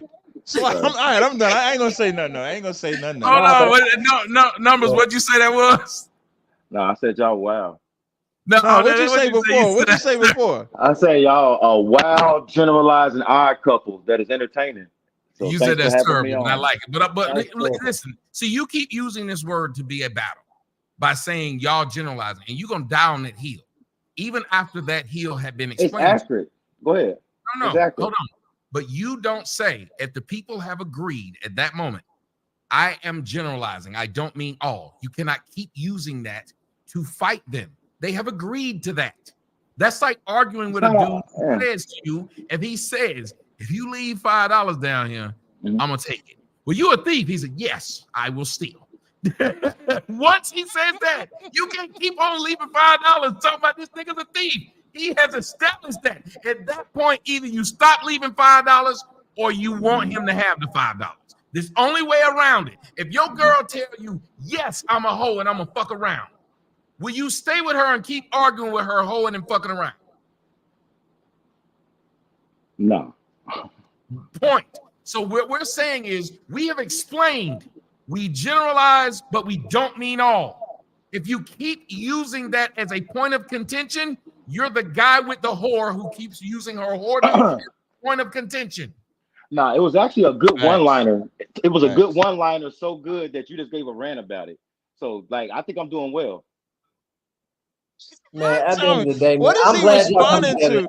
Yeah, what is he responding to? Look, Tommy and Tazar coming together for a reason, obviously, so we can keep pushing these narratives, address these issues. Damn right. Yeah, do the thing. Do the thing. It's entertaining. I just keep hearing you just keep saying the generalizations, but let's address the issue. Nah, you gotta remember, I'm not an echo chamber. You on here glazing. You saying the same thing over and over again. That is an echo chamber. You literally don't said anything. Nah. He know what an echo chamber is. You can call it whatever. Yeah, saying general. When you keep saying general, that's an echo chamber. It's an echo. That's what it is. Look, we have established that we speak in general. Why would you keep pointing it out? Because it's funny. It's funny. It's funny. And it's powerful. So you came up to be a comedian? I said one word and now y'all ranting about it. No, but you know, no, we're not. I see you keep repeating it. I know, but you felt it. And so I probably should repeat it more. It's like if I kick you in your leg and you start limping, I'm gonna kick you in your leg again. That's what I'm talking about. So then you do have a feminine energy by what he just said. You want to be irritating to me. You came not to get an understanding with me. So are you being irritating to anybody in your conversation? No, I'm not. Because, sir, I can actually hold on. Let me explain. I have not said something to you that I know is going to piss you off and said, let me keep doing it. Right. So it's pissing you off, is what you're saying. You just said it. You said, I think it's pissing you off. I can tell right here. Oh my God. Now, didn't you just say earlier about you couldn't get a sentence out? You said, ask the question. You said it to the young man. You said, if you ask a question, let me answer it. Yet you just asked a question and I'm trying to answer it. You said, is it pissing you off? I said, no. You said it out of your own mouth that you believe it is, therefore you keep doing it. No, then you gave an example. You said it was a powerful one-liner, so powerful that it made you rant. My one word made you give me 150 words. Man, I'm gonna drop. Let me tell you what I'm doing because it's late. Let me tell you what's gonna happen because it's late. I'll pop back up. No, I'm gonna sit here and say you can go because when a man is doing that, and I want all y'all to see it, nobody's trying to irritate him. No. Nobody. No. He then keeps on acting like a woman. It's like a woman did on a show the other day. Oh, I knew you was a fan of mine. I was like, where did you get that from? Why would you even say this? You just did it. Oh, well, I'll get you with a powerful one too. When somebody's saying, hey, man, you asked a question and I gave you the answer. If you keep bringing it up, apparently you either didn't accept the answer, don't understand the answer, or just want to stick with the problem, which if you were listening, Cap said earlier, typically when you're talking to a woman, they don't want to come to a solution. They just I want to stick feel with the Right. okay. So I That's can rock. literally what you're doing. That's exactly what he's doing. I'm listening. I'm listening. That's what I'm Not, saying. Even if we told you we speak in general, you don't have to keep repeating that we're doing it after we've explained and agreed that it's happening. If you agreed in basketball that you can't take more than 3 steps until that person takes more than, you've agreed that every time they take 2, it's fine. right. We've agreed that unless you say we can't speak in general. Tell us you don't accept general statements. Please tell me you do not accept general statements. Then we'd have an argument. Nah. You free to say what you want to say, and I'm free to say what I want to say. No, as a conversation, so when you go on a whole can we in about, conversation make general statements or no? Do we accept like, it? if you say, bro, I just answered it. Let me say what I'm saying. I'm saying if you be like the black woman this and the black woman that and the black woman this, and then somebody be like, yo, he generalizing. That shit funny. That's what it was. But you know what it shows though? You know what it shows is that wait, hold on 1 second. You know what it shows? What's the point of making a statement? Right. You know what's the point of saying it's general? Hey, but 1 second numbers. 1 second numbers. Here's why it's stupid what you keep doing. It wasn't even me and Tommy having a conversation. Bando asked me, what do we do? Nobody said Talking that. specifically about me. He was like, this is my first time hearing you. Can you tell? So now I proceed to go and tell him. And then I'm breaking down to him while me and Tommy link up. And as I'm talking to him, you bring up the general again.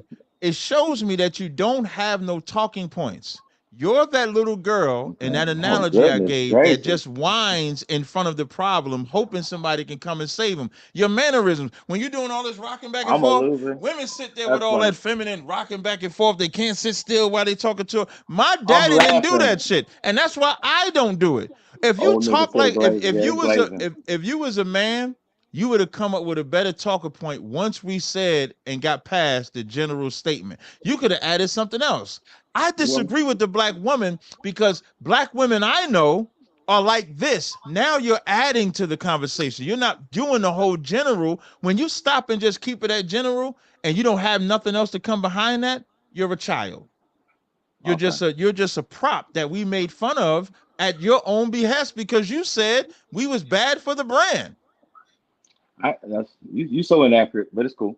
I appreciate it. Well, but with that, I'm so glad that this is the TNT show because we about to close the TNT show because we got more important things to do. Now, if you want to learn to be a man, come back to the TNT show. We could do a Build a Man. You know how they build a bear? Like I used to take my daughter as a kid to the Build a Bear, and she used to say, "Daddy, I want the bear to have this. I want to have this." So we can build and make you a man, brother. We can build you up. I appreciate it. What's up? No sweat. Thank you, numbers, for coming through. Thank you, Bando Kev, for coming in. Hey, every one of you guys who were waiting, sorry we didn't get a chance to get to you. We'll do a show maybe this week where we just allow people. Okay. Call in. I think that. Yeah, Tommy, I was telling you, I'll be in Atlanta 8:30 Monday, all day Wednesday. My flight leaves like 6:30 Thursday morning. So you let me know if you want to work something out. You let me know what your schedule is. Maybe we could do a whole show in person because we haven't done that. Maybe that's a new element that we could do because I'm assuming there must have been a lot of people in there wanting to get in. But I got a pack. I got a flight to catch. Yeah. I got Game of Thrones to watch. Food to eat. Yeah, food to eat. Game to watch. Not Game of Thrones, but I gotta watch the House of the Dragon. Oh, that's what I'm saying. When I'm saying Game of Thrones, that's what I'm thinking. House of Dragon. That's what I should be saying. I keep doing it too. Yeah. Maybe after season 2, we'll be able to get it right. Right. Just Game of Thrones. We'll get it right after season 2. But I want you to close out with what you got to say. Let them know. How to, because I know my man said he didn't know where to find you. Let him know where to find you. Definitely. And shouts out to the people who hit the Cash App and all of that stuff. Definitely, man. That shit means something to us. Go ahead and talk to him. I appreciate it, man. Of course, I'm Captain Tazaryak. Y'all want to follow? I'm on YouTube primarily. If you just type in Captain Tazaryak Podcast, you can find me on YouTube. I do have my business where I sell the oil and the butters. So if you want to check that out, I'm on Amazon and on Etsy. The name of my business is called Call Gas After My Father. And with the blessing of my mother. I like to shout that out. Most mothers don't do that. So I like to shout that out. I actually be in Atlanta Monday, Tuesday, and Wednesday. Tommy, I'm gonna text you behind the scenes what I'm gonna be doing on Tuesday in Atlanta. And I'll let everybody know probably on Tuesday what I'm doing. I just don't want to say it now. and maybe you'll see me and Tommy live in person again because it's always good. I appreciate y'all rocking out with us. We look forward to the next time. And you know what I'm gonna do? I know. I'm gonna play y'all another song. Listen, I was waiting. When he said close out, I said he ain't closing out. He getting this song lined up while I'm doing the talking. Yes, that's my closeout. Your closeout be what you say. My closeout be another damn song. That's right. I got 1,000 of them. All right, this one is called I Had to Clap 'Em. Check it out.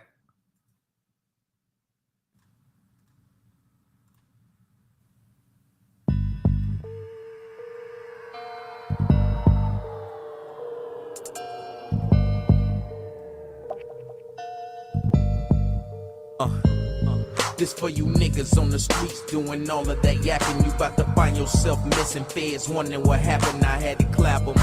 I had to clap 'em. I had to clap 'em. What happened to that boy? It ain't no drama on the streets left.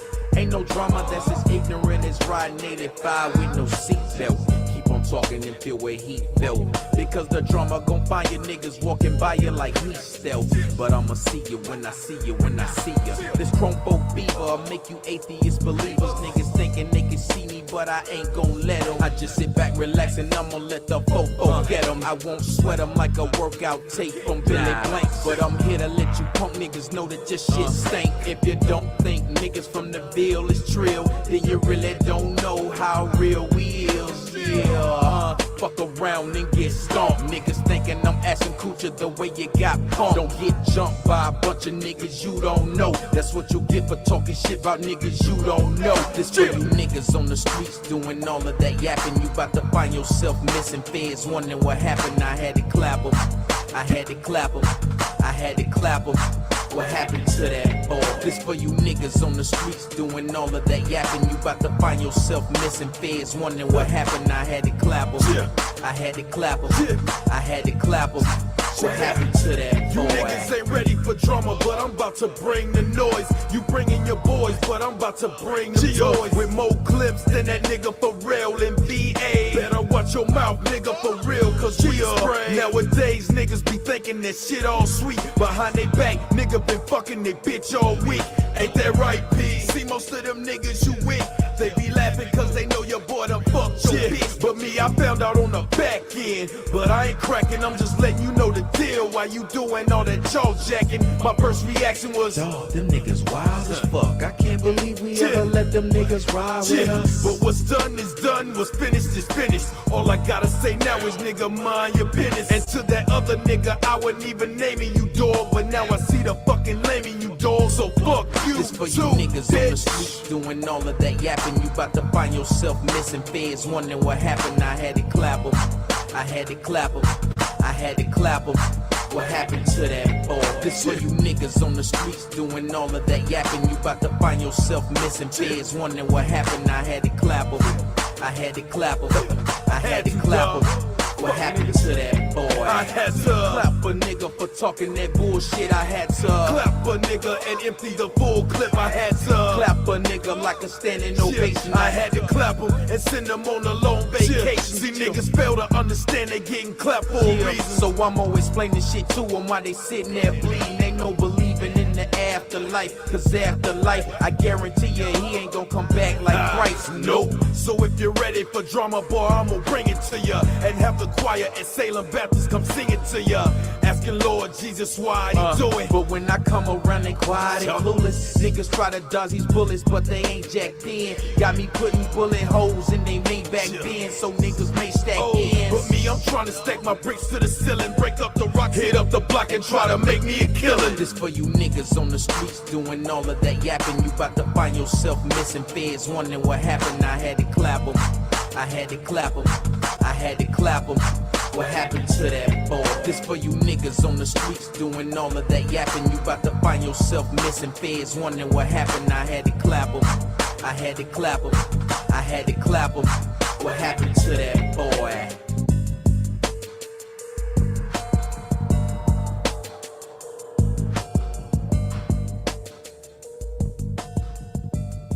What happened to that boy? This for you niggas on the streets doing all of that yapping. You about to find yourself missing feds, wondering what happened. I had to clap 'em. I had to clap 'em. I had to clap 'em. What happened to that boy? What'd you think? I think that's the hardest shit I heard out of all that shit. That shit right there, slap. Now that's slap right there. I like that shit. Listen, when you said the title at first, clap them, make it clap. I said, God damn, what we about to? Because you think like both of the voices was me. You know both of the I know voices all of them. me, Yeah, right? I know all of them with you. Yeah, I know because that's what you did before. So I'm listening and I hear the cadence. So I'm like, okay, I know both of them is Tommy. But yeah, that was hard. That was hard. That was I hard enjoyed right that. there. I had to clap a nigga like a standing ovation. I had to clap him. I had to Send him on clap him. vacation. I See had to niggas clap can't him. understand they getting clapped for a reason. So I'm gonna explain the shit to them while they sitting there bleeding. Ain't no believing in the afterlife, because afterlife, I guarantee you, he ain't gonna come back like Christ. Nope. That was fire. That was fire, man. Well, we appreciate y'all rocking out with us, man. Stay tuned for the next episode, man. Y'all enjoy the rest of y'all evening, and we'll see y'all next time. Peace. All right. Peace.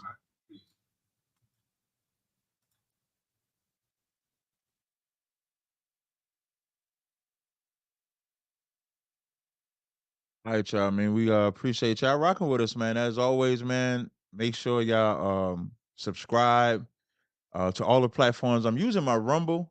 I keep them all live, so I've been keeping my live on Rumble going, rocking everything else out, man. I'm looking forward to doing the next show. Stay tuned for Tuesday, man. I got a big surprise. It might be Tuesday, it could be Wednesday, but I got a big surprise. Now, what I will tell y'all, when I'm in Atlanta, I got a debate in Atlanta. I call it the Tony Harvin's Christian panel versus Captain Tazariak. So that same panel I did, he's going to bring another panel. The subject is going to be the salvation and the promise for Israel only. And so he'll have his panel of Christians, which will try to convince us that it's not. So we'll see how that goes. That's going to be Wednesday at 6 o'clock. So stay tuned for the work we got coming up. And until next time, Shalom, Israel.